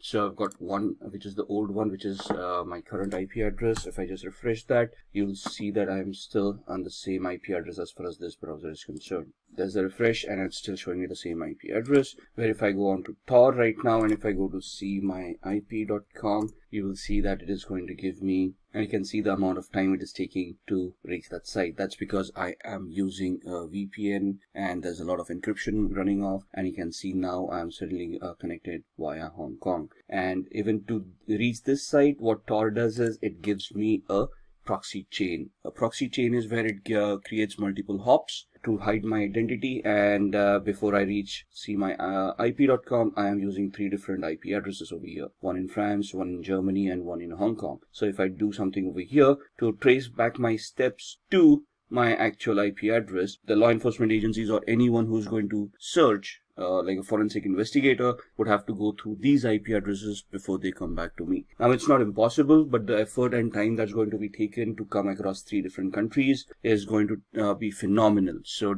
it may just defeat the purpose of having so much resources spent to identify who did what. So that's what Tor does for us. Alright, moving on from Tor, we are going to look at keyloggers. Keyloggers are basically softwares that run in the background and record all the keystrokes of the user. So if I've got a keylogger installed right now, whatever I type will be stored in a text file for the hacker so that they can look at it later on. And just to give you an example of that, we go back to my VMware workstation and we open up another Windows 7 machine. I'm going to power this on, and I'm going to close this one till then. So this virtual machine has booted up. We are going to use user 1. log in as user 1. Just close all these softwares which are not required. And once this machine is booted up, what we're going to do is I'm just going to open up a random websites and see what we're doing. Basically, there's a keylogger that's there in the startup that's going to record our keystrokes. And we just want to see what it actually does. Now, Firefox is getting updated, so let's hold on. Now, this is the latest version of Firefox, right? And we're just going to go to, let's say, facebook.com. Wait for the website to open up. All right, let's try opening it up again. And that's facebook.com. And we're just going to type in some random username and password someone at somewhere.com, and the password being again asd@1234567890. Login, obviously that login is not going to work. User probably doesn't exist, or if it does, the password probably is incorrect. And so we're going to close this. We're going to, let's say, open up another browser window, go to another site, rediff.com, and then go to rediff mail. Try the same thing over here. Someone at somewhere.com. Password asd@12345678, whatever it is. Don't say, we can see the combination is incorrect. Now there's a keylogger running in the background, and what we want is we now want to open up the keylogger. Now it is visible here because I've kept it visible. You can hide it in the start menu, and there's a shortcut key for you to pull it up later on. So this completely becomes invisible. And what it can do is it basically creates a record of whatever you have been doing so far. So you can see these things populating on the 25th of December. So if I look at the visited websites, you can see I opened up Mozilla Firefox, the first where there was a problem loading the page. Then we opened up Facebook, then we opened up rediffmail.com, and so on and so forth. So it just gives me the list of visited websites. Whereas if I look at keystrokes and clipboard, you will see whatever we have typed in. So we first typed in facebook.com. Then again, the second time I try to type in, then I hit backspace. Then I type in facebook.com. And then you can see I typed in someone at somewhere.com, and in tab asd@1234567890. We closed up the browser. We opened up a new one, and we went on to rediffmail.com. And then you can see me typing this one, then going back one space, then the rest of what I typed, and then the password coming in. So that's what a keylogger does. If you look at the taskbar, it's not going to show you a keylogger running in the background. It's in the processes, you're not going to see anything at all, but it's going to mask itself as a service. So if you look into the properties, you can see that icon coming in over here, which matches this one. And so you can see that this is masking itself as a service.exe. If this gets hidden as well, it would be very difficult for a user to even identify this. All right, so that's what a keylogger is. Moving on, let's see what else we want to talk about. So we've talked about Tor, we've talked about keyloggers, and now we want to talk about firewalls. Now, for keyloggers to be prevented, we need antiviruses, right? So we need a good antivirus program that's going to be installed, updated, and run on a regular basis to protect ourselves from malwares. But what about network connections? And you need a firewall and a system to prevent or to detect what kind of connections are going on in the first place. Now, we cannot rely on software 100%. So even if a firewall is not configured properly, that's going to be a problem. So what we need to do is we have to have a firewall, configure it correctly, and then disallow certain activity from happening. And what we're going to do is, I've got such a system on my machine here. I use a software called Glasswire. What it does is it is a network analyzer. So it allows me to analyze whatever is going on. You can see all the apps that I'm utilizing and how much upload and download they have been doing, all the traffic. So you can see the protocols that I'm utilizing. So I come to know what's going on in the background. And this gives me the entire graph of how much I have been doing for the past 24 hours, past 3 hours, past 5 minutes, and so on and so forth. Right, so this is what the activities, and these are the alerts that it has been generating. I can click on those alerts and it will start telling me what it was all about. If the graph doesn't work for me, it gives me usage as well. So how much I have utilized since I've installed this software, right? And what applications have been utilized, which hosts have been connected to, and the traffic type that was utilized.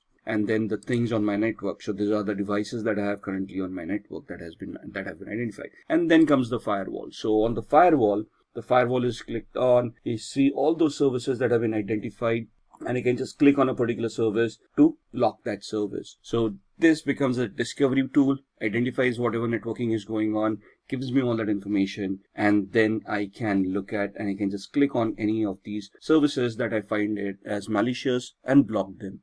I can create different profiles for different applications as and when I want them. And these are the alerts. So you can see that this was the first time a network connection was looked at from VMware. And what this allows me to do is whenever I execute a file, it can upload it to virustotal.com and scan it as a third-party antivirus to ensure that there is nothing malicious on it. So I already have an antivirus over here, but if this ever gets compromised, I still can rely on a third-party service where in real time when I execute my applications, they would be verified and I would be assured that nothing is wrong with my system. And this software that I'm utilizing, Glasswire Basic, is free, and then there are paid versions as well. It's just glasswire.com is where you're going to find this. Moving on, rootkit. Rootkits are also malicious softwares that you allow an unauthorized user to have access to a computer to restrict areas of its software. Now, a rootkit in a sense is a malicious software that infects a machine and prevents some functionality from it, like hiding data or preventing users from running antiviruses.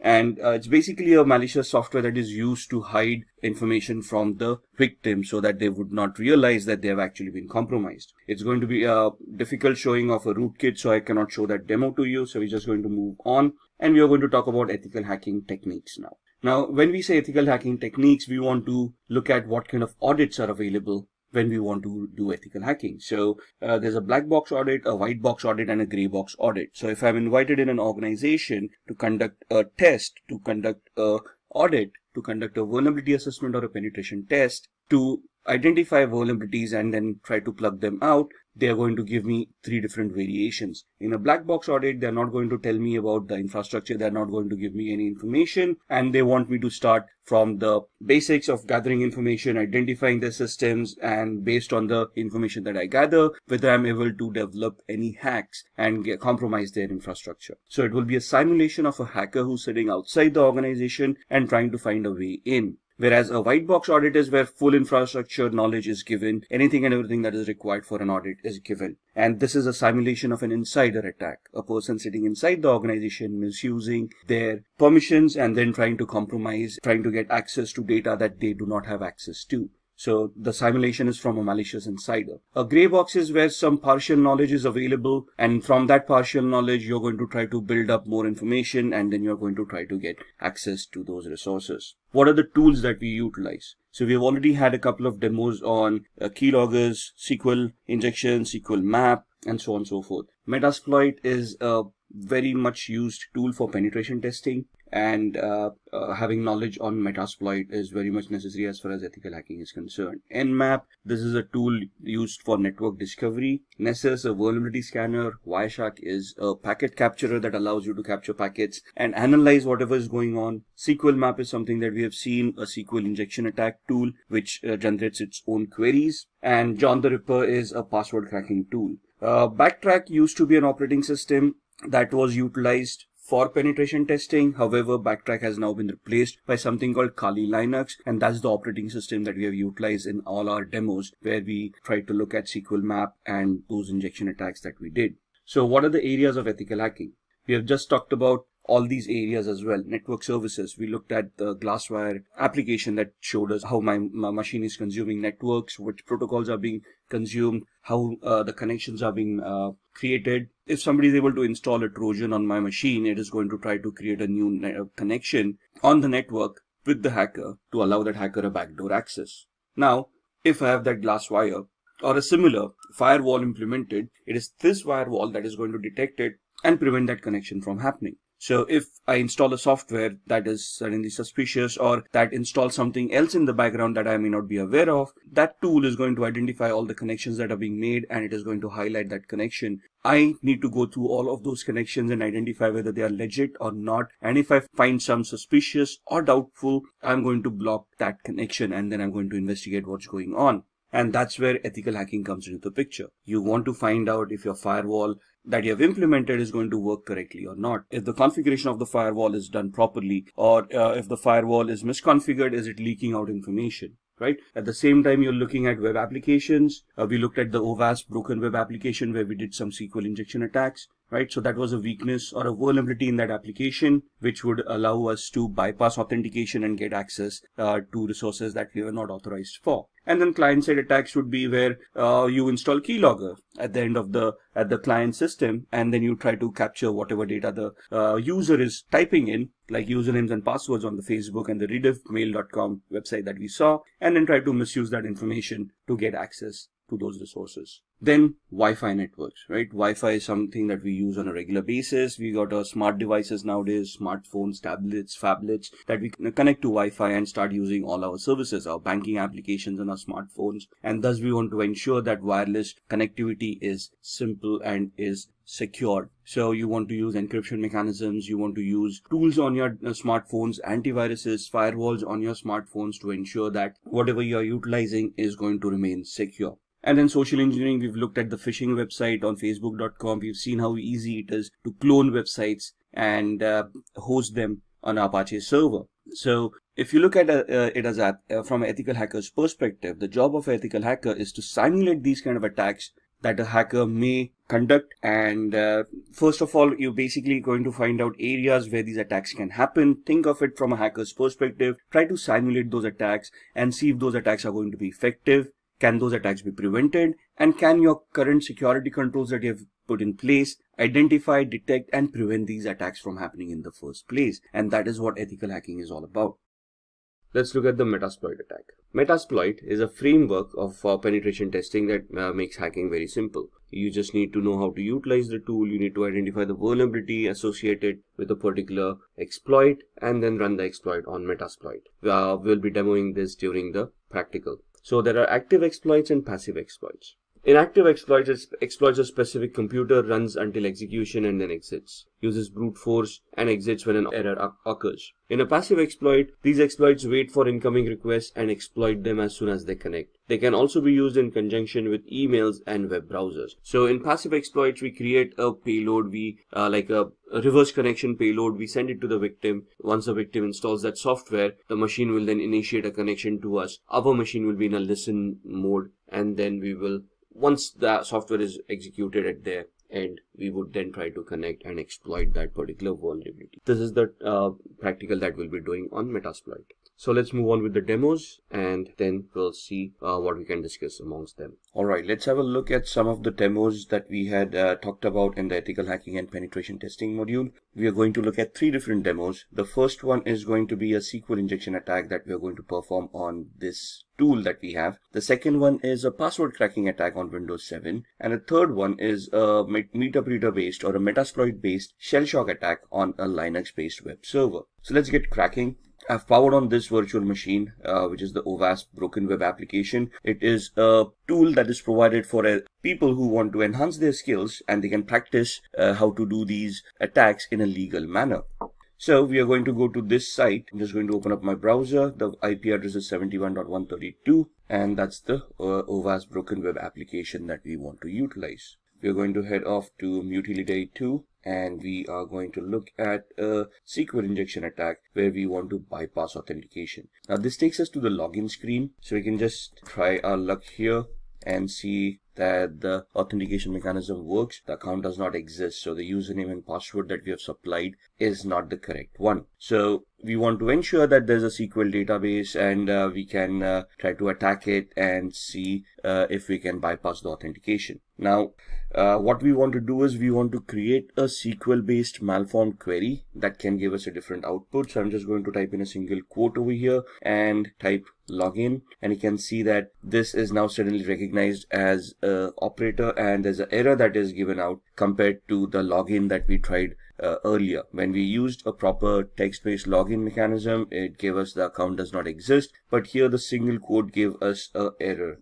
and it shows us how SQL works. This is the query that we had created. Now, in the trainings that you have for ethical hacking, there would be explanations of what these queries are all about, how the syntax works. Here we're just going to see if we can create a malformed query to log in as a user in this case. So what I'm going to do is create the query over here, and we're going to give it a comparison. So we're going to give it a OR 1 equals 1 space hyphen hyphen space. And if you now click login, you should be able to bypass authentication, and you can see user has been authenticated and we now have admin access to this application. Now here the SQL queries need to be crafted in such a perspective that they're going to work. So there would be a lot of exercise in identifying what the database is. There's a Microsoft database and Oracle database and so on and so forth, and then you have to choose those proper commands. But identifying that would come in the training. Right now we're just looking at a demo. This is how a SQL injection attack works. Now let me log out here. Similarly, now we are in a login page. The same query worked wonders where it allowed us to bypass authentication. So it also depends on what kind of a page I am and what query would be accepted at this point in time. So here application understanding would also come into the picture, where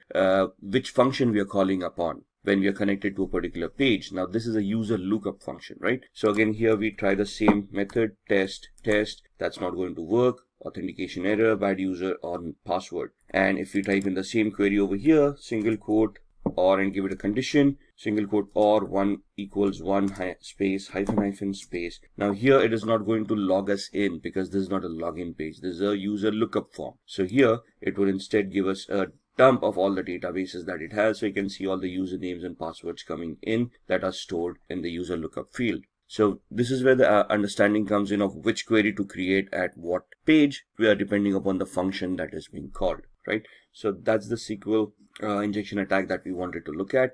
Let's move on to password cracking. Now this is a Windows 7 machine that we have. I'm just going to do a very basic password cracking example. We're just going to log in. Now here the assumption is that we are able to log in. We have access to a computer and we want to check out other users who are using this computer and see if we can find out their passwords, so that we can log in as a different user, steal data if required, and we wouldn't be to blame if there are any logs that are created. So here we've got a tool called Enable that is installed right here. Now I'm already an administrator on this machine. I'm checking out other administrators who share the same privileges, or any other user who may be on this system whose password I can crack, and thus I would be able to get access through their account and then do any malicious activity, right? So this allows me to go into a cracker tool, and it allows me to enumerate this machine and identify all the users and passwords that are there in this particular machine, right? So I'm just going to click on the plus sign and I'm going to import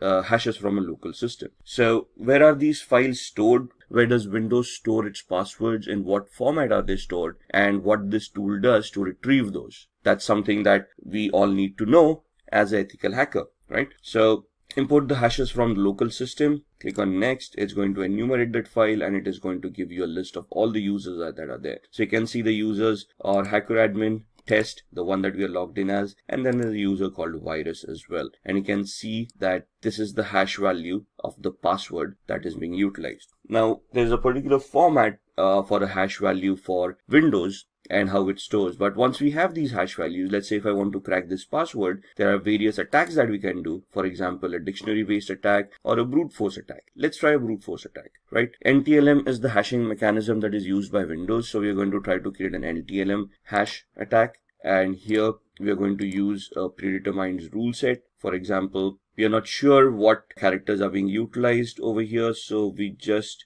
create an attack like this using all characters and lowercase a through z, uppercase a through z, numeric 0 through 9, and all the special characters. Let's say the password is between 7 and 16 characters. And this is the character set that we want to try the brute force attack on. What is a brute force attack? It is an attack where the computer is going to try each and every permutation and combination out of this character set and try to figure out if the password is going to be correct. So if we click start, it's going to start with a particular characters, and then it is going to identify if that NTLM hash is going to work against this character.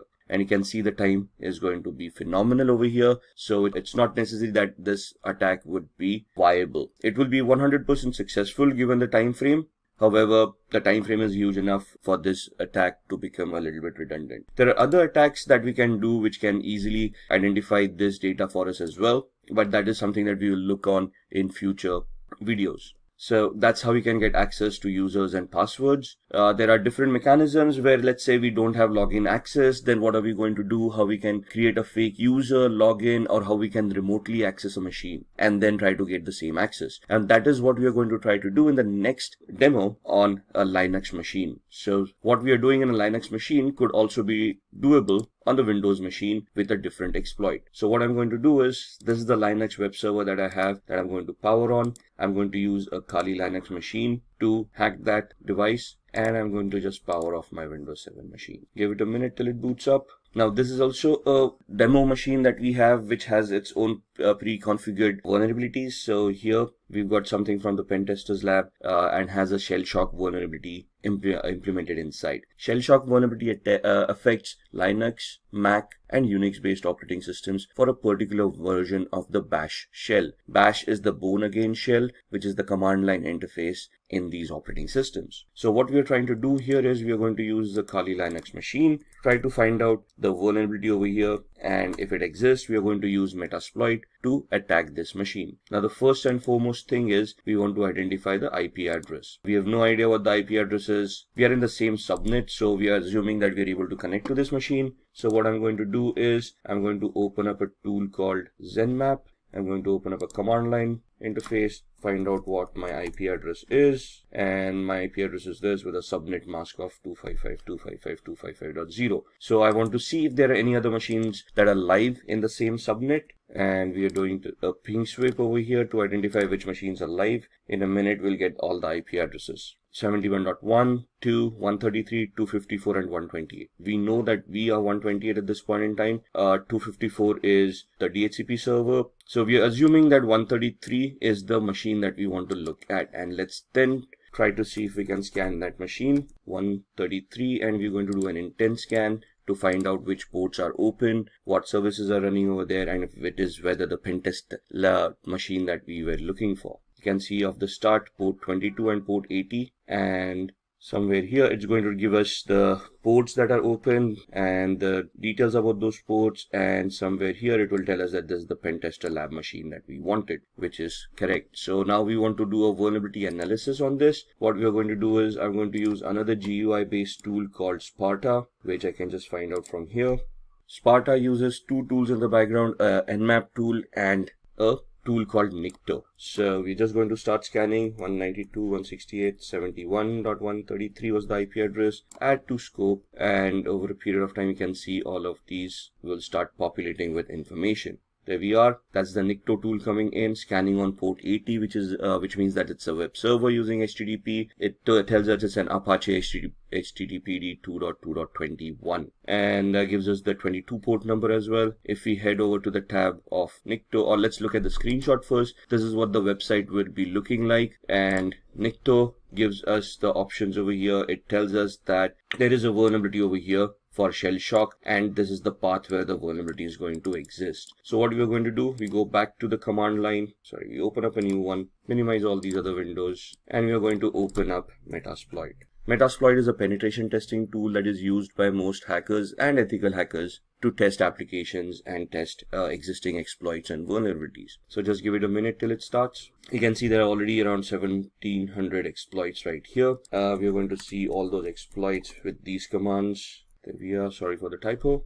And it will just give us a list of all the exploits that are stored in Metasploit in this version. So all of these are Windows based. If we scroll up, we will be looking at other vulnerabilities as well, or exploits, the Unix based exploits, Linux, OS X, multi-exploits. And we are looking for a exploit for multi-based Apache or HTTP. Let's go up, let's look at, so this is the one that we're looking for, Apache mod CGI bash environmental executable. So what we're going to do is we're just going to copy it, go back to the bottom, say use exploit, and paste the one that we wanted. Press enter, say show options. So it will ask us to configure this. I'm just going to configure it based on the knowledge that we have. Set our host, which is the remote host, the victim's machine. So we put in the IP address. It asks us for the target URI. So that's the path that we saw. Set target URI to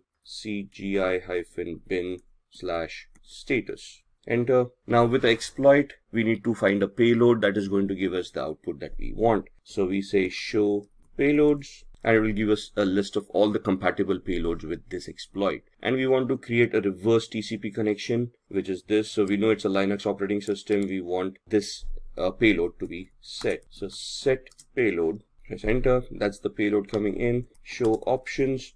Now that we have set the payload, this is the options for the exploit, and now we want to set our options for the payloads as well. So we are creating a reverse TCP connection, which means we are remotely executing code at the victim side and making the victim connect back to our machine, which means we need to set up a listener. So I need to put my IP address over here, set localhost or lhost 192.168.71.128, which was our IP address. Show options again, just to ensure everything is fine, which looks like it is, and we then type in the word exploit so that it will start this attack. I can see that it has created a Metasploit session at the victim side, and it has opened up a session. So if I do a pwd, now pwd is a Linux command for present working directory, and it will show us that we'll connect it to var cgi-bin. Do an ls, it will list all the files. That's the status file over there. Do a cd backslash, it will take us to the root of this machine. Now remember, we saw the passwords on a Windows machine. Similarly,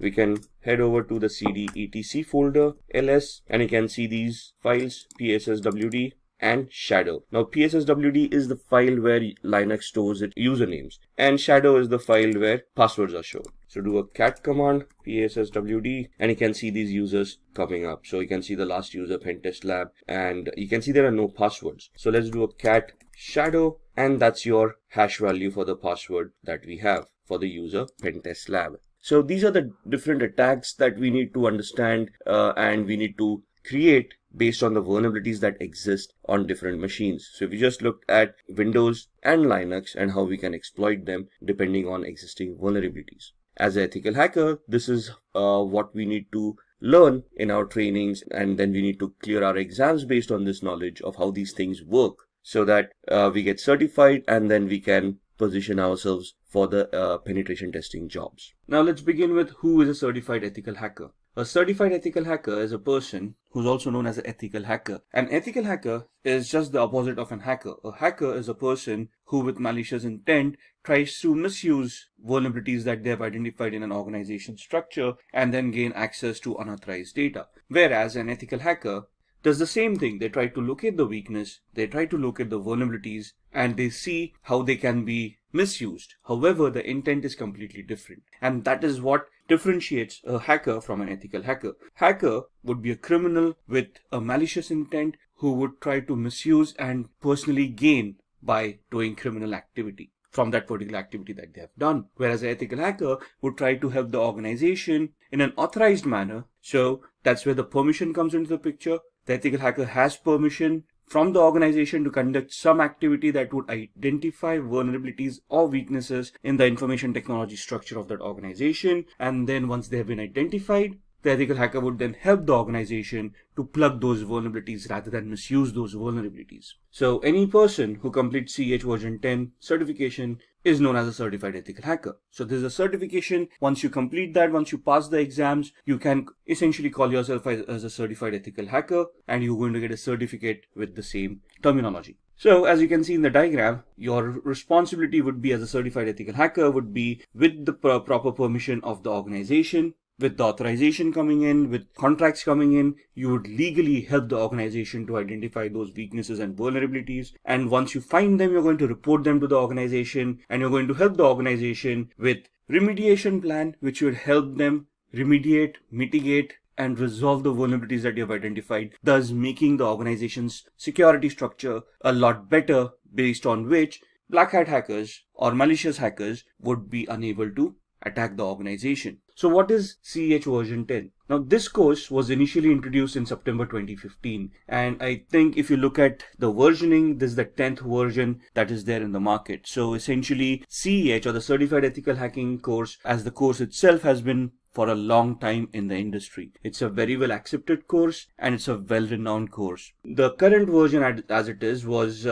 introduced in September 2015 and is one of the toughest certifications in the cybersecurity field. This includes a lot of information that you have to learn, that you have to know before you can attempt the certification. You will master all ethical hacking methodologies that are used in penetration testing and ethical hacking situations. What does that mean? That means that CEH version 10 is a structured course that will help you look at all the phases that are used in ethical hacking, all the terminologies that are utilized, all the tools that are utilized in such a manner that you can penetration test or a vulnerability assessment and identify and test the vulnerabilities for their complexity. And this course, once you complete the course, you would have mastered all the ethical hacking techniques that are required. There are two exams. One is a written exam and the other is a practical exam. Now you can opt for either or. The written exam is basically a multiple choice question exam where they'll ask you scenario based questions and you have to answer those questions. That is something that we're going to look into during this video. The practical exam is basically a simulation exam where they give you a scenario and you have to complete those tests and prove that you are a good ethical hacker. Based on the report that you give, if the report tallies to what the test was, you would be clearing that exam. So practical exam is a little bit tougher. It's more hands-on. It tests this actual skills that you would perform in a hacking scenario or a ethical hacking scenario. Thus the practical exam going to be that much tougher. The written exam, to give it credence, tests you a lot on your mentality, on your thought process, on your judgment characteristics. So they will give you a scenario and ask you what do you think is happening, what does this attack tantamount to, or would be what would be the next step in the particular attack that they're describing. Thus it's more of an intellectual test where when your thought processes are being checked and you are giving those exams. So what would be the difference between these exams? In a practical exam, you would be conducting all those steps yourself and you would be reaching a conclusion. So here essentially you're being tested on the skills that you have developed on the execution part of it and to see whether you can execute a test end to end. Whereas in a written exam, you would be put in the middle of a test where you have to assume something, where you have to understand what the steps would have been performed in the previous steps and what would be the expected result, and you're supposed to analyze that and then come to the correct answer. So if there is a question which exam is better, written or practical, the answer to that is from an intellectual perspective, a written exam would be a lot tougher than a practical exam, and from an execution perspective, a practical exam would be tougher than a written exam. So it depends on us which exam we want to give. Both of them are widely accepted and well respected in the information security field. So it's just the option that we choose which exam we want to give. Now, this course, the version 10 course, is purely attack-based course. Okay, it is an offensive course. There is no defensive mechanisms. So if you're looking for questions of how to secure yourself on the internet, how to securely configure an operating system, or how to securely configure a server, how to configure a firewall, this is not the certification. This basically talks about attacking those devices. So if you come across a firewall, how would you test a firewall? How would you identify vulnerabilities in those? And how would you bypass a firewall? Similarly, if you come across a server, how are you going to attack and hack the server? Let it be Windows or Linux based. So this basically becomes an attack based course. You're looking at offensive mechanisms over here and not defensive ones at all. So what's new in this version? In this version, there's a new module for IoT, Internet of Things. It focuses on emerging attacks, vectors like cloud, artificial intelligence, and machine learning. It basically talks about smart devices. And it talks about the vulnerabilities, the risks that the smart devices face in today's world. For example, it will tell you about the industries that are utilizing all these smart devices, why are they utilizing it for, what kind of devices they are utilizing, and what are the risks within those devices. It will also give you a lot of tools for you to practice upon to identify such IoT devices. What would constitute an IoT or an Internet of Things device? Any device which has an IP address and can connect to the internet and create data. So even your smartwatch, your smartphone, your cars that have internet connectivity nowadays, your Google Homes, Amazon Alexas, all of these devices would come under the IoT umbrella. And have you ever wondered about sitting at home, having a Wi-Fi, having all of these devices, even a smart TV, if you will, connected to the Wi-Fi? And have you ever questioned how a hacker would then be able to access your home through all of these devices, record information, and basically just spy on you? Similarly, an organization where they are utilizing IoT, they would be vulnerable for the same vulnerabilities. And this course does include IoT security to a certain extent, where we talk about vulnerabilities and how to identify those vulnerabilities in IoT. Then there's a new vulnerability analysis module where it gives you risk assessment. It talks about CVSS scoring systems. It talks about how to do a vulnerability management program in the first place. What are the steps required in a vulnerability management program? How should it be repeatable and how it should be measurable as a program? And what should be the outcome? So basically, it will give you a structured way of how to do a vulnerability management assessment and how do you want to achieve the end goal, thus leading you to a penetration test. So all the modules are leveled up. What do you mean by leveled up? That means they've been updated to the latest tools, latest standards, latest technologies. So you've got cryptographic attacks, you have got attacks on applications like SQL injection, we'll be talking about packet sniffing using various tools. All of these are upgraded, which means they are up to the latest operating system. So even when we do this course, you'll be looking at operating systems like Windows 10, Windows 8, Windows Server 2012, Windows Server 2016, Kali Linux machines, Android machines, and Ubuntu desktop as well. So all of the operating systems are latest, the tools are latest, and you will be interacting with these tools. And then there's a mobile security toolkit as well, which will help you do a penetration test on a mobile device. So these are what is new in version 10. Now let's talk about the roles and responsibilities that an ethical hacker should have when they actually go into the world.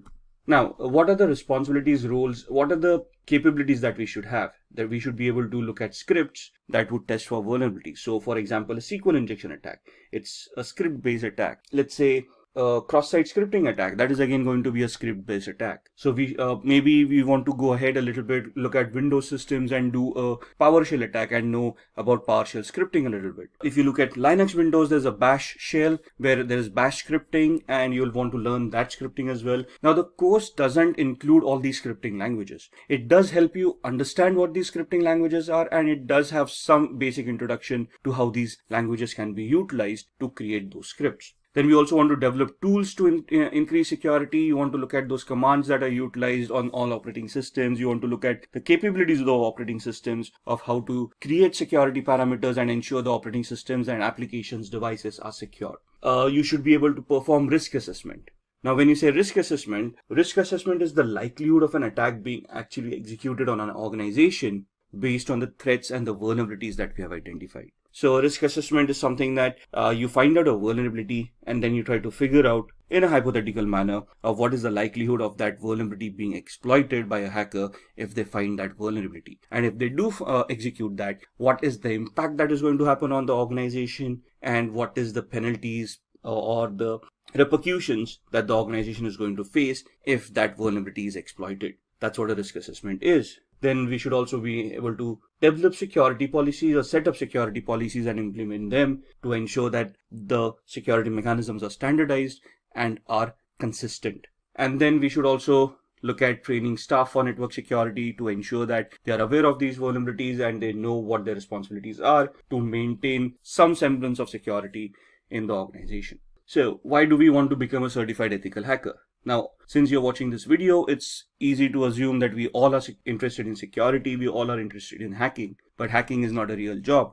For us to get a job in the industry on a security parameter or information security parameter, we want to become a certified ethical hacker. So if you look at the popular hacking cases that have happened, in 1990s, there was a national crackdown on criminals. Microsoft NT operating system was hacked. Now this was back in the 90s when security wasn't that much evolved. And there were a lot of attacks back then that crippled infrastructure, that crippled banks when they started realizing that computing isn't as easy as it seems.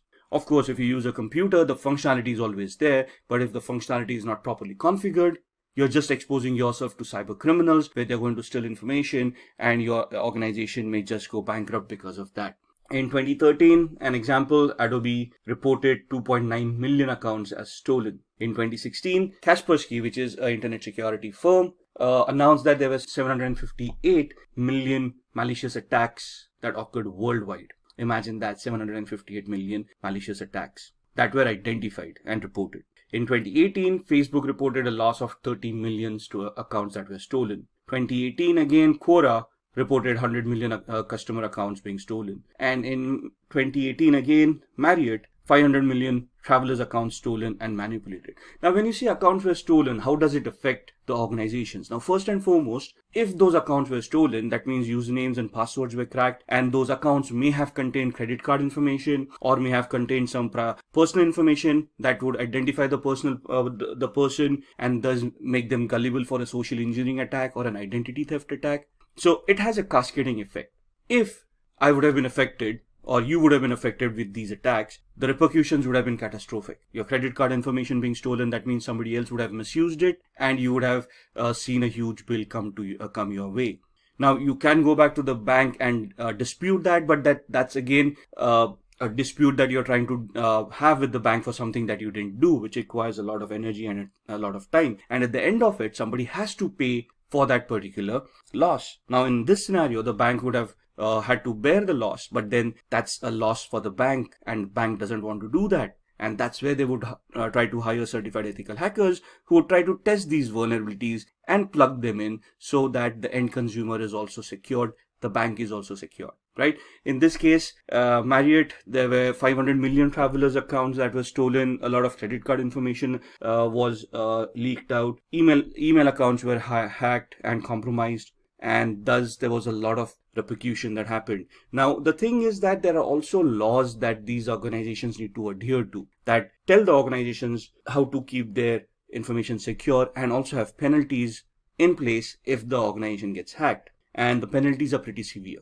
So organizations do not want to get hacked or do not want to get compromised, not only from the customer's perspective, where they would be losing customers, losing reputations, and then thus facing losses, but also from a legislative perspective, where they would have to pay fines to the government for the frauds that have happened. So these are some of the popular hacking cases that have cost these organizations quite a lot of money, and thus they have a lot of security in mind. If you look at the news, in BBC News, there was something reported from a French police that there was a virus that infected more than 850,000 computers worldwide. Now, on the similar lines, if you remember ransomwares, and if you look at WannaCry that happened in 2018 or 2017, it also cost the world $4 billion in losses during that just one small month of its infection. Then Google basically disclosed that a large-scale hacking effort was targeted at Apple devices. And this has been, it has reported that there was a sustained effort to hack iPhones over a period of at least 2 years, which means that there's a specific target towards Apple consumers, and they are at a higher risk of getting hacked than others. Then the Texas government organizations hit by ransomware attack. So hackers have infected 23 organizations connected to local government in the US state of Texas with ransomware. That means that their databases have been encrypted. The government themselves do not have access to that database. The databases could have been compromised by the hackers. And that means that whatever services were being provided to the users based on that database may no longer be available to the end users because of the ransomware. Now, moving on with these, why do we want to become a certified ethical hacker? Increased attacks lead to more job openings. Now, if you look at ransomware, the WannaCry attack that happened in 2017, there was a knee-jerk reaction given by the rest of the world for IT security. Suddenly budgets started opening up. Suddenly people wanted more ethical hackers on their payrolls to test for vulnerabilities. In UK and Europe, we have GDPR, which is again another law that imposes severe penalties on organizations that get hacked and for not having proper security and a vulnerability assessment and penetration testing program in place. So that leads to a lot of job requirements as well, where organizations look at people with this special skill set to help them mitigate the vulnerabilities, to safeguard them and their customers from hackers, and also from penalties from law enforcement and governments. So thus the demand keeps on increasing for ethical hackers, which automatically means that the salaries are going to increase as well. So more the demand, lesser the supply, higher the salaries. That's plain economics. Then challenge hacker with malicious intent. So from an ethical hacker's perspective, it is our duty to safeguard an organization, which means that we'll be pitched against hackers, and we have to ensure that those hackers would be challenged to the maximum limit before they even try to get access to any of the resources that we are trying to protect. It offers a boost in your career. So more efforts that you put in, more vulnerabilities that you find, the better the career prospects that you have, and the better job aspects that you're going to get. And this also lets you keep yourself updated on the latest technology. As the technology progresses, as we evolve on technology, security will also evolve, and the ethical hacker would need to keep themselves updated on these technologies. So this is what is a plus point to become a certified ethical hacker. So why do we want to get the certification, and what would it mean by being a CEH certified individual? Take this into consideration. You are applying for jobs, and you have been applying for cybersecurity related jobs, of course, and you go in for an interview.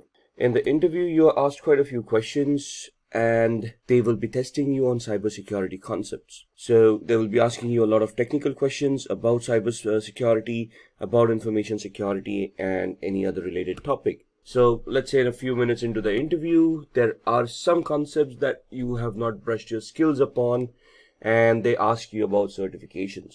And one of the main certifications that is sought after is the CEH certification. And if you're not certified, that's where things can become a little bit problematic, where organizations today very proactively start looking for people or candidates who are already certified rather than take them on board and get them certified. So in this scenario, having a certification would obviously help not only to be shortlisted for the job, but the certification involves a lot of training which would help you understand the concepts and prepare you for the interview a lot better as well, right? So getting yourself certified is quite necessary in today's world. Let's look at what the certification is all about. The certification involves a very hands-on training that trains an individual into thinking about cybersecurity from a hacker's perspective. And developing this mindset is very important, because to catch a thief, we have to think like a thief.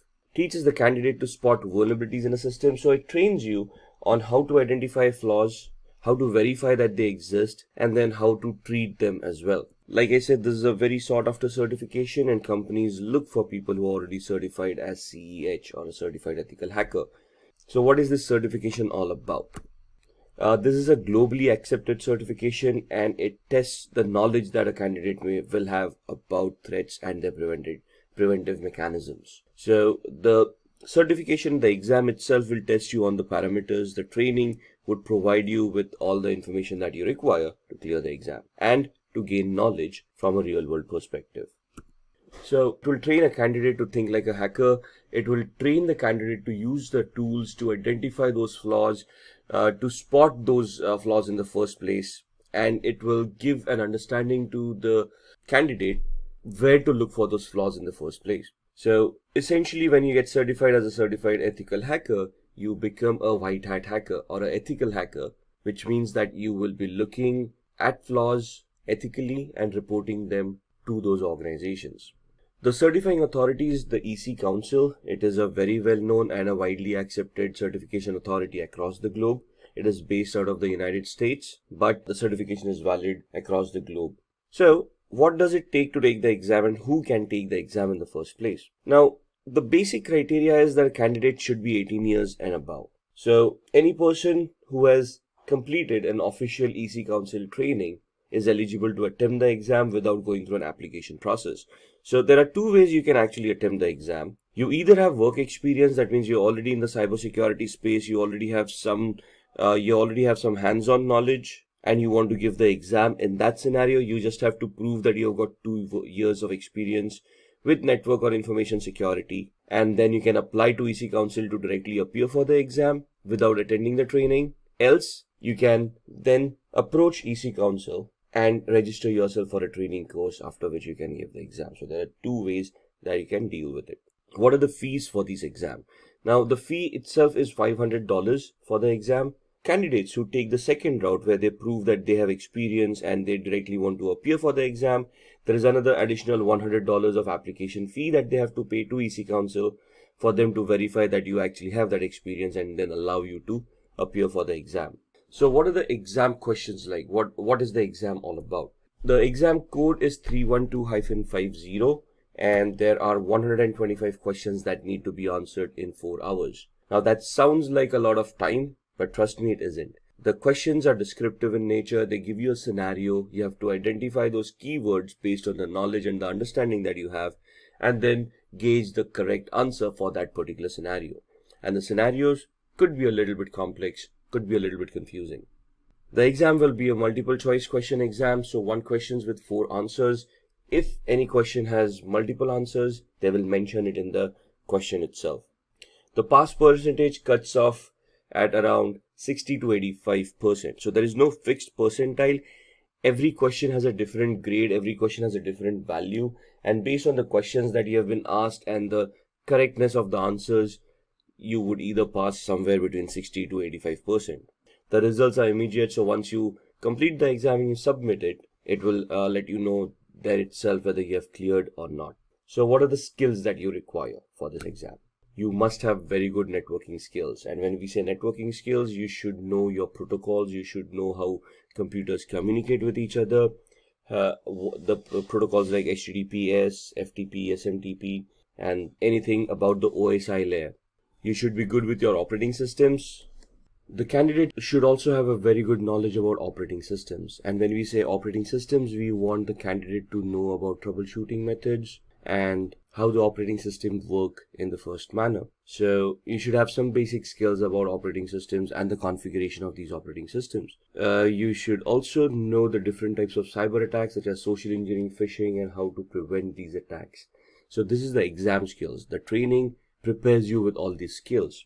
The candidate must be able to hack into an organization system with permission and erase all digital evidences. So the training itself will get you accustomed with all the hacking phases, how a hack is constructed, how a hack is made more effective, and how the hack evolves, and later on how you can delete all the evidences of the hack that has happened. So for the exam, you should have, or you should be very good with your networking skills, understanding protocols and how they work, configuring operating systems and troubleshooting them. You should be able to classify different cyber attacks and know how to launch them as well. And you should be able to hack into devices and erase all digital evidences that may have happened. Password cracking and cryptography is also a very much required skill to clear the exam. There must be a few rules followed, and there is a code of ethics from EC Council. So they essentially give you a non-disclosure agreement before you start the training, which you have to go through, and you have to sign it, submit it to EC Council. Only then are you allowed to go forward with the exam. So what are the exam all about? What are the topics within that exam, and what kind of questions would you get?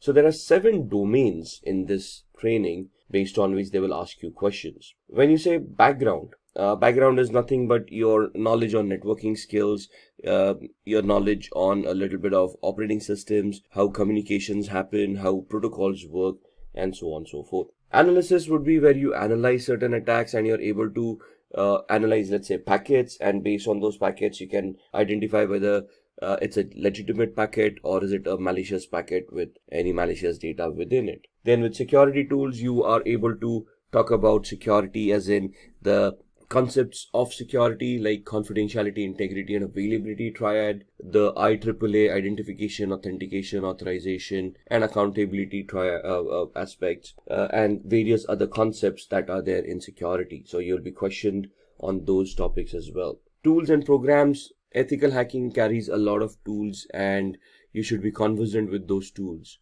During the training, there will be hundreds of tools that you would be going through, and you would be facing questions on these tools. So there would be some basic questions like commands that would be given to you to identify what that command would execute, or there would be a specific scenario given to you, and then they would ask you which is the most suitable tool that you would utilize to crack that particular scenario. And then there's the methodology, of course, of how or which steps would you take in this particular attack to be successful. Then we talk about policies and the ethics. So as you can see, all of these domains have different weightage in the exam. 21.79% for your backgrounds. So you can see the background information is very much important. Operating systems, networking, a little bit of applications, a little bit of architecture of how things are deployed. Now, CEH is normally an advanced certification, right? So there are a few presumptions that you already know a little bit about Active Directory, how operating systems work, how identity management works. So there's a little bit of presumption that you have these background knowledge, but in the training you can be prepped up for that knowledge as well. So it does contain a little bit of insights about how these things work. Analysis is where you're looking at some scenarios, and based on the evidences given to you, you can analyze what's going on. So that's at 20.73%. Security which is the main topic, is at 23.73%. Tools and programs related to security would be at 28.91%. The methodologies would carry a weightage of 8.77, policies 1.90, and ethics 2.17%. So you have 125 questions. You can figure out percentile wise how many questions you would get on each of these domains. So let's have a look at these domains a little bit more. The background is about network and communication technologies. Again, like I said, protocols, procedures, services, how computers work. So ports on a computer, how ports are utilized by services, and how communications happen over these services and these ports. How we can scan these ports to identify what's going on and then try to find out vulnerabilities within them. Then we have got information security technologies and the information security threats as well. So when I want to launch an attack on a device, where would I find vulnerabilities? Is it just on the network? Do I look at the operating system? Do I look at different applications that are there on the operating system, and so on and so forth? So where are the threats? That's something that we need to identify, and that's what this domain deals with. So 27 questions from this domain. Then analysis and assessment, information security assessment and analysis, and the security assessment process. So let's say you're in a penetration test and you want to launch an attack. What is the assessment that you want to do before you launch that attack? What is the process you want to conduct? And how you're going to analyze the vulnerability in the first place to identify which penetration test or which attack you should do at that particular point in time. Then security would talk about information security controls. Controls would be all the security elements that you can implement to prevent hacking. So firewalls, IDS, IPS, antiviruses or endpoints, all of these would be included in this domain. Information security attack detection. So it's not only about how you can attack, you also want to know if you're being attacked in the first place. So analysis would basically identify how you're being attacked, and the detection is where you first detect that something is wrong, after which you can analyze it, right? And how you can prevent security attacks happening at your organization as well. So which firewall would fit at what OSI layer, what in the architectural aspect, where do you want to place an IDS or an IPS, where would you want to place a firewall, where would you want to place a UTM, to have a layered approach, a structured approach towards security, where a hacker would have to peel off layers of security to reach the data that they wanted to get access to in the first place. So there will be 30 questions from the security domain, 16 questions on the analysis and assessment domain. The fourth domain is the tools, systems, and programs. So this is where all the tools that you would have utilized resume.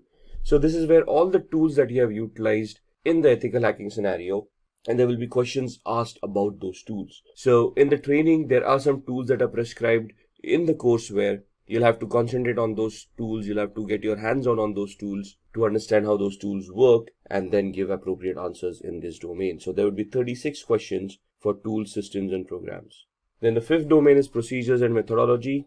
Information security procedures and assessment methodologies would be asked over here. So how would you conduct a test? How would you conduct a vulnerability assessment? What is the method and the procedures that you would follow in conducting these tests? So there would be around 11 questions for this domain. The sixth one is regulations and policies. So this is all about some basics that you need to be aware about for information security policies and frameworks like ISO 27001, PCI DSS, and these regulations that are available in the real world that can help you or guide you to place a security architecture on your organization. These questions are not going to be in depth about any of the laws or policies. It's just checking your awareness, whether you're aware of these laws or policies and where they can be implemented. So you can see there are only a couple of questions that would come in regulations and policies. And then ethics. Ethics is the code of conduct of how you are expected to behave as an ethical hacker, what is expected out of your job role, what you should be doing and what you shouldn't be doing. So there would be around 3 questions of ethics in the exam. Now let's look at a few sample questions from the exam as well. So this will help you get an idea what the exam questions would be. So consider the attack scenario given below. There are 5 steps listed. Step 1 starts with user browses a web page.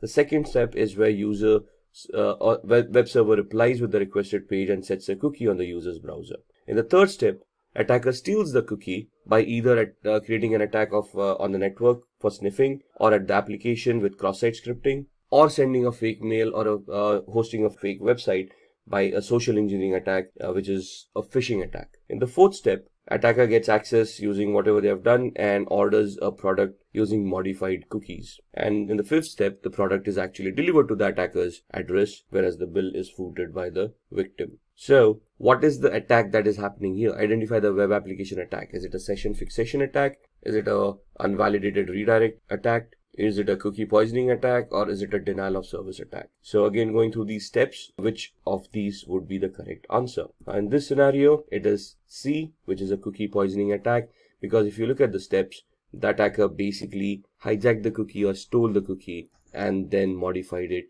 to be utilized for some malicious reasons. Second question, which one of the following scanning techniques do attackers use to bypass firewall rules, logging mechanisms, and also hide themselves as usual network traffic? A. Stealth scanning technique. B. TCP connect scanning technique. C. Maintaining access. Or D. Fin scanning technique. Now here, as you can understand, we need to know what these techniques are, right? So what does a fin scan mean? What is maintaining access? What is TCP connect? What does TCP mean? TCP is transmission control protocol. How does it work? So when you connect using TCP, what is actually happening in the backend? That is what the knowledge is all about. And in here, the correct answer is A, stealth scanning technique. So what do we mean by stealth? How can we achieve that? Which tools help us achieve that? That is what we want to gain an understanding in before we can attempt the exam. Question 3. Which of the following Wi-Fi chalking method refers to drawing symbols in public places to advertise open Wi-Fi networks? War walking, war flying, war chalking, or war driving? Now, here we need to know first that there is something known as Wi-Fi chalking, right?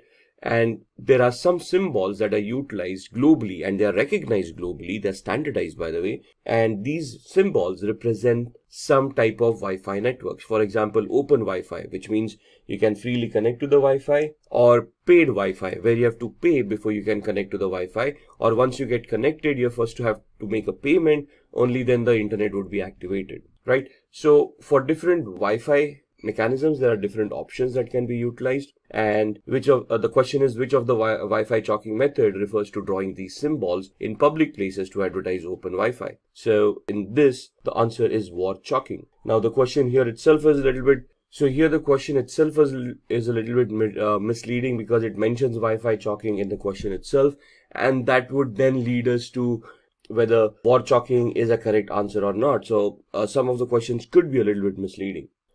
So let's start looking at the certifications. So to be an ethical hacker, you must hold a certification which specializes in ethical hacking or in cybersecurity. Companies look for candidates who are globally certified. When we say globally certified, they're looking for a certificate that has been given by an organization that is recognized globally and is well accepted in the industry. So these are the top 5 certifications a candidate can obtain. The first one, become a certified ethical hacker. Then there is Global Information Assurance Certification Penetration Tester. Then Offensive Security Certified Professional, CompTIA Pen Test Plus. And finally, the Licensed Penetration Tester. Now, these certifications are offered by different organizations. All of these organizations are recognized globally, and their certifications are well accepted in the technical space. So let's start off with the Certified Ethical Hacker, and we'll look at the organizations that provide these certifications and how we can attain them. So CEH, or Certified Ethical Hacker, in its current form is in its version 10. It's been revised and updated over a period of time.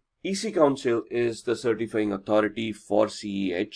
They have their own authorized training centers through which you can attend trainings, give those exams, get yourself certified, and thus become globally certified and can be eligible to apply for security related jobs. It is a very well-known certification and is widely accepted at the same time. It would test the candidate's knowledge of security threats and preventive measures. Now, there are 2 types of exams that you can give with CEH. One is a multiple choice question exam, which is theoretical in nature. They ask you questions and you answer the correct one. You select the correct answers. If you clear, you get certified. The second certification nowadays is where there's a practical exam associated with it. You'll have to purchase the voucher for that exam and give that exam. The practical exam is held in a virtual lab where you're given scenarios, and based on those scenarios, you have to resolve the questions given to you and give proof of the resolution, which would then get you certified as an ethical hacker. The theoretical exam in this scenario the fees is around $500. This is for the multiple choice question exam, where you can pay the fees and you can attend through a online portal, and you can give the exam directly. The exam is 4 hours long, in which you have to answer 125 questions. Now 4 hours for 125 questions seems a long time, but it isn't. It's a very technical exam. There are scenario based questions, and it would take some time for you to analyze and understand the question and then identify the equivalent correct answer. So it's a very competitive exam, and you'll have to study really hard to clear this exam as well. The cutoff for passing varies from 60 to 85%. So there is no exact grade, and all the questions have different weightages. So depending on the questions that have been given to you and the way that you have answered them, you would pass at either 60% or you would pass when you've scored 85%. Once you are CEH certified, which is a very technical certification, you will be qualified to apply for job roles as a penetration tester or a security engineer. These are job roles where you would be responsible of ethically trying to attack applications, servers, switches, and try to find out vulnerabilities within them. The training of this certification will make you adept in most of these tools that are required. There are a lot of practicals in this training, and if you successfully completed those practicals, clearing the exam is a easy task. With the practicals comes your knowledge and would help you understand how you would be performing penetration tests in the real world. An average annual salary in the USA for a CEH certified person is around $91,000, and in India is around 4,76,000 odd rupees. The salaries would vary as far as organizations are concerned. More established organizations can afford to pay a little bit more, but these are average salaries that we have seen across the market. The next certification is the GPEN, also known as the Global Information Assurance Certification Penetration Tester. This certification looks into the different pen testing practices and methods, also focuses on the various problems and pen testing. So again, this is where you're getting certified as a penetration tester. So it's again a technical certification where your knowledge on networking, applications, and security of which will be tested. You will be trained on this, of course. So the training will include all these areas where you need to focus, identify those problems, and thus be ready for the real world scenarios. The candidate will have to understand networking concepts and operating systems such as Linux and Windows, and you should be very well aware of the TCP/IP protocols. This is true for any of the technical certifications for ethical hacking. GIAC is the certification provider. It's again a very well-renowned and well-accepted certification authority across the globe. The exam fees are $1,899. 82 to 115 questions to be answered in 3 hours. Now, why 82 to 115? It depends on the test that has been associated, and depending on how you're answering those questions, you would be given those many number of questions to begin with. But all of these need to be answered in 3 hours. 74% is the pass percentage that is required to clear this exam. The average annual salary in the USA is around $96,000, while in India it is around similar to certified ethical hacking. Then looking at the next certification from Offensive Security called the OSCP, Offensive Security Certified Professional. This is another penetration testing certification, highly technical in nature, and it is an entirely hands-on certification. The previous two certifications that we saw, we talked about CEH, where there are two different exams. You could either take the theoretical exam and give your MCQs, or you could take the practical one. Here you don't have an option. This is a practical exam. So the test is conducted on a virtual network. So they send out instructions to you. There's a virtual lab that is given out to you, and they give you the questions, and you have to perform those assessments, create those reports, and provide it to the certifying authority, in this case Offensive Security.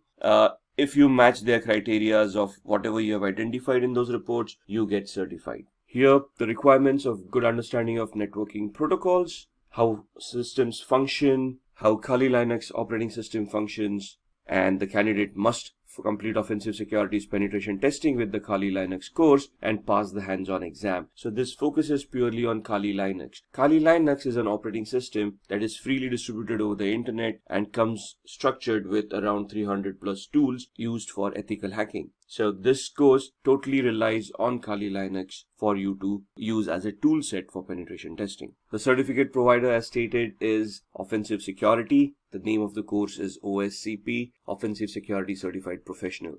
Exam is around $800 to $1,550. Now understand that this exam is technical and is hands-on. So for you to prepare for this exam, they come up with virtual labs where you can start practicing and honing your skills. Depending on the number of days for which you have purchased the access to that particular labs, the amount will vary from $800, which would be the minimum access days available, to $1,550, where the maximum number of days would be given to you for practicing. Once you're ready, even during the time span of where you have that access, once you're ready for the exam, you can attempt the exam and clear. The average annual salary is similar, around $91,000 for the US market and 905,000 rupees in the Indian market. Then looking at the CompTIA Pen Test Plus. CompTIA is another certification authority or a certification provider, a training provider that will help you get yourself certified in the ethical hacking space. So they have certification called Pen Test Plus, which is focused towards penetration testing. So it is an intermediate level certification. It assesses the vulnerability assessment and the penetration testing skills of a candidate. Here, the training will provide you with all the essentials where it will help you identify how to do vulnerability assessments, how to identify those vulnerabilities, and then which tools to utilize for what kind of a penetration test. For the requirements, a minimum of 3 to 4 years of hands-on experience in the information security field. Also, a CompTIA Security Plus or a Network Plus or equivalent knowledge is required. So in the Network Plus, they talk about securing networks, and they help you understand the OSI layers, the TCP/IP layers, and help you understand the protocols and all of those things. So having that knowledge is an added advantage. The certificate provider is CompTIA, and the cost of the exam is around $349. Maximum number of questions is 85, and I think it's a 3-hour exam. The passing percentage is scoring 750 marks out of a possible 900. So the scale is, the minimum you can ever score is 100. If you're completely unprepared, the maximum you can score is 900. You get a leeway of 150 marks for your certifications. So you have to score a minimum of 750 to clear the exam. Average annual salary for a CompTIA Certified Penetration Test Plus Professional is $97,000 in the US market, and in the Indian market it would be around 5 lakh rupees. Then comes the Licensed Penetration Tester. Now this is an advanced certificate again from EC Council. This is where EC Council gives you a license which certifies that you have undergone thorough training and have cleared your exam, in which you can conduct or lead an audit for vulnerability assessment and penetration testing. It is an expert level certification, comes after the CEH certification. It is the ultimate test which tests the candidate's penetration testing skills. So there are 2 certifications over here. One is the ECSA, EC Council Certified Security Analyst. Once you clear that, you can appear for the Licensed Penetration Tester. Both of these are hands-on certifications. So you will be given a virtual lab, you will be given a scenario in which you'll have to perform some assessments, create reports, submit it to the EC Council. They will analyze your reports. If they meet the criteria that have been identified, you would then be certified as a licensed penetration tester. The candidate must be above 18 years of age. A recertification is required every 3 years. So the validity is 3 years. After 3 years, you will have to be recertified, or there is a continuing point education system over there where you can score points by publishing articles, by attending trainings or giving out trainings, and you can get yourself recertified. It is preferred that the candidate has CEH and the ECSA certification. So the previous certification that we saw, Certified Ethical Hacker, and then the ECSA, EC Council Certified Security Analyst, after which you can appear for the LPT, Licensed Penetration Tester. The certificate provider again is EC Council. The Licensed Penetration Tester exam has a different process. The candidate must purchase an exam dashboard for $899, which is valid for a year. So once you purchase the voucher, the validity is 1 year. You can prepare within that 1 year and then give the exam and attain the certification. Only once you're ready, the exam can be scheduled and you can give that exam. The exam consists of 3 different levels. Each level has 3 different challenges. The candidate must pass at least 1 challenge in order to qualify for the next level. And for each level, the exam is 6 hours. So this is a grueling exam. This is hands-on. They're giving you challenges and they are going to test you on your skills as a penetration tester. So be ready to be very hands-on for this kind of a certification. Average annual salary in the US is around $100,000 and above, and in India, $825,000 and above. Next, Shruti will guide you through the career of an ethical hacker. With the increase in the number of cybercrimes across the globe, there is also an increase in the number of cybersecurity jobs, and the role of an ethical hacker tops the list. Hi guys, this is Shruti from Simplilearn, and today I will run you through this video on ethical hacking career. So let's get started and explore the world of ethical hacking. Let's begin with a few facts. Did you know that by the year 2021, there will be 3.5 million cybersecurity job openings? That is a huge number, isn't it? And also, according to the US Bureau of Labor Statistics, there will be 28% increase in the number of jobs from 2016 to 2026 for information security analysts, which includes ethical hackers. This proves that there is a great demand for ethical hackers at the moment. As I mentioned earlier, the number of cybercrimes across the world will increase as the digital era will only continue to grow. Organizations will be on the lookout to hire professionals who can fight these cybercrimes and protect the company's data. And to fight these cybercrimes, we will require individuals who can think like a hacker. And who is that? Well, to do this job, we have ethical hackers. As you might be knowing, an ethical hacker is trained to discover system vulnerabilities. An ethical hacker is also known as a white hat hacker. He or she is given authorization from the company to perform security assessments. And at the end, an ethical hacker would have to report the findings back to the company so that the vulnerabilities can be fixed. An ethical hacker performs these security assessments with the help of various hacking techniques and tools. Let's now move on to our next topic, that is the steps to become an ethical hacker. You might wonder how to start your ethical hacking career, right? Well, I will take you through that step by step. Firstly, the candidate must have a computer science or an information technology bachelor's degree. It is also possible to become an ethical hacker without these degrees, but provided you have the required skill sets and experience. The next requirement to be an ethical hacker is that the candidate must have a minimum of 2 years of experience in the information security field. You have to start your career with a software or a networking job, and only then can you move on to the ethical hacking field. You have to start your career with a software or a networking job, and only then can you move into the ethical hacking field. Coming to the certifications, it is necessary for the candidate to hold various cybersecurity certifications. Certifications play a vital role in the field of cybersecurity. Your job opportunities can solely depend on these certifications. To become an ethical hacker, you can start off with the foundational level certifications such as the CCNA and CompTIA's Security Plus certifications. Finally, the last step to become an ethical hacker is to clear the Certified Ethical Hacker examination. CH certification is provided by the EC Council. It trains the candidate to protect a company's network by using the same tools and methods that a hacker would use. The CH exam will have a duration of 4 hours with 125 number of questions.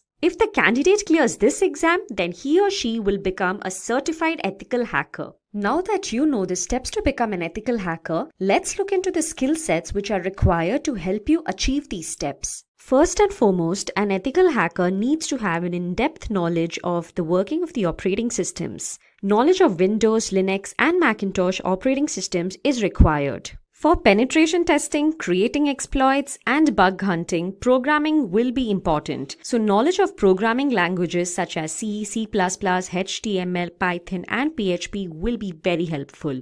Basic knowledge of networking, TCP/IP protocols, and OSI model is necessary as networking is the foundation of cybersecurity. For securing databases, knowledge of SQL, NoSQL, PostgreSQL is necessary. Cryptography is used to secure information. It is the process of converting data from a readable format to a non-readable format and vice versa. Cryptanalysis is decryption without a secret key. In most cases, certified ethical hacker would need to perform cryptanalysis. Hence, ethical hacker has to be comfortable with cryptography and cryptanalysis. Ethical hackers should be proficient in network security control measures such as intrusion detection and intrusion prevention techniques. Now let's move on to the responsibilities which are taken care of by an ethical hacker. Let's have a look at these responsibilities. An ethical hacker is responsible for scanning systems, open and closed ports using tools like Nessus and Nmap.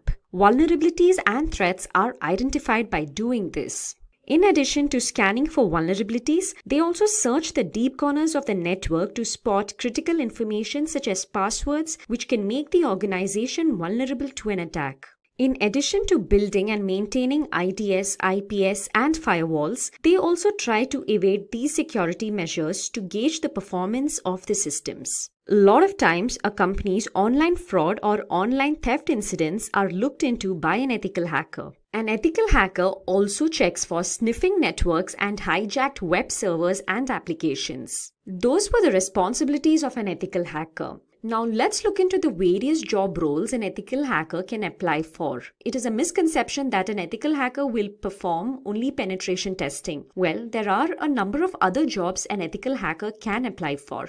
The different job roles such as that of a penetration tester, information security analyst, security consultant, and an information security manager. Let's have a look at each of these job roles one by one. A penetration tester performs the typical responsibility of an ethical hacker. That is, he or she tries to exploit a security system's vulnerabilities. This is carried out using different hacking tools and techniques. An ethical hacker can also apply for the role of an information security analyst. There is a difference between the job roles of a penetration tester and that of an information security analyst. Here, the candidate will be required to primarily design and protect the organization's network from various cyber attacks. Finally, the candidate is also required to document the identified security breaches so that it can be omitted the next time. The responsibilities of a security consultant is more or less similar to that of an information security analyst that we saw previously. As a security consultant, you will be responsible to design, implement, and maintain various security architectures. In addition to this, you're also required to upgrade the security systems as and when required.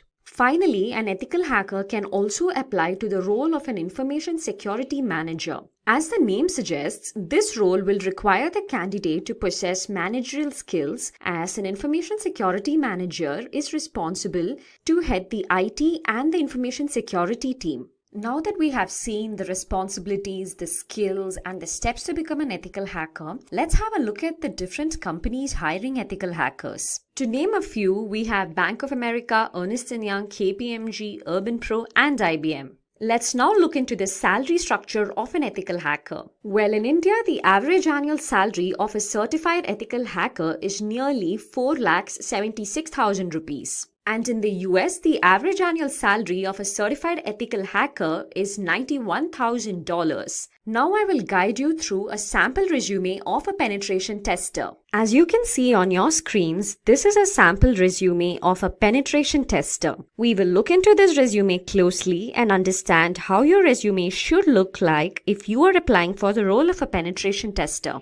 As always, you can start off with your name and your email ID and your phone number, followed by a brief summary of your current job profile. It is preferred to add your LinkedIn profile link here and also your GitHub profile link if you have one. As I mentioned earlier, this is a sample resume for a penetration tester, and hence we have to have more than 2 years of experience in the information security field. As you can see under the experience section, the candidate has 2 prior experiences, out of which the first experience is that of a software tester and second is that of a penetration tester. You would have to mention your latest or current experience at the beginning. You can mention your job role and the company and the duration, under which you can list out the various responsibilities that you are looking into currently. If you are a penetration tester, you can mention responsibilities such as security monitoring, black box testing, documentation of the results, vulnerability scanning, and so on. Below this, you can mention your first company's experience with the roles and responsibilities that you have performed earlier. Here, the candidate was a software tester before becoming a penetration tester. Let's move on to the education section. Here, the candidate holds a bachelor's degree in computer science. You can mention your degree followed by the university name. Or if you're applying for any other role in the cybersecurity domain, it is recommended that you list out the certifications as well. To start off with, a CCNA certification will be preferred, followed by a certified ethical hacker certification, which is a must if you are applying for the role of a penetration tester. In addition to it, the Certified Expert Penetration Tester certification will also hold a great advantage. After mentioning the certifications, you can go ahead and mention your skill sets. Here we have the technical skills and non-technical skills. Under technical skills, you can mention the programming languages that you know. Here we have C, C++, Java, Perl. You can also mention the operating systems that you have worked on.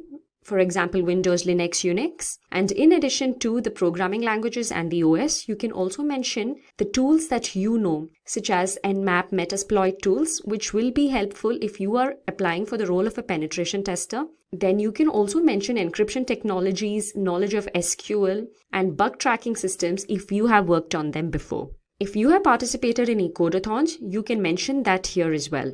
Under the non-technical skills, you can mention various competitions that you have taken part in and the games that you like and other extracurricular activities. Finally, you can also mention the projects undertaken. Under the projects undertaken, you can talk about the various projects that you have performed in your company or outside the company. Here, we have two projects, one as a software test engineer and second one as a penetration tester.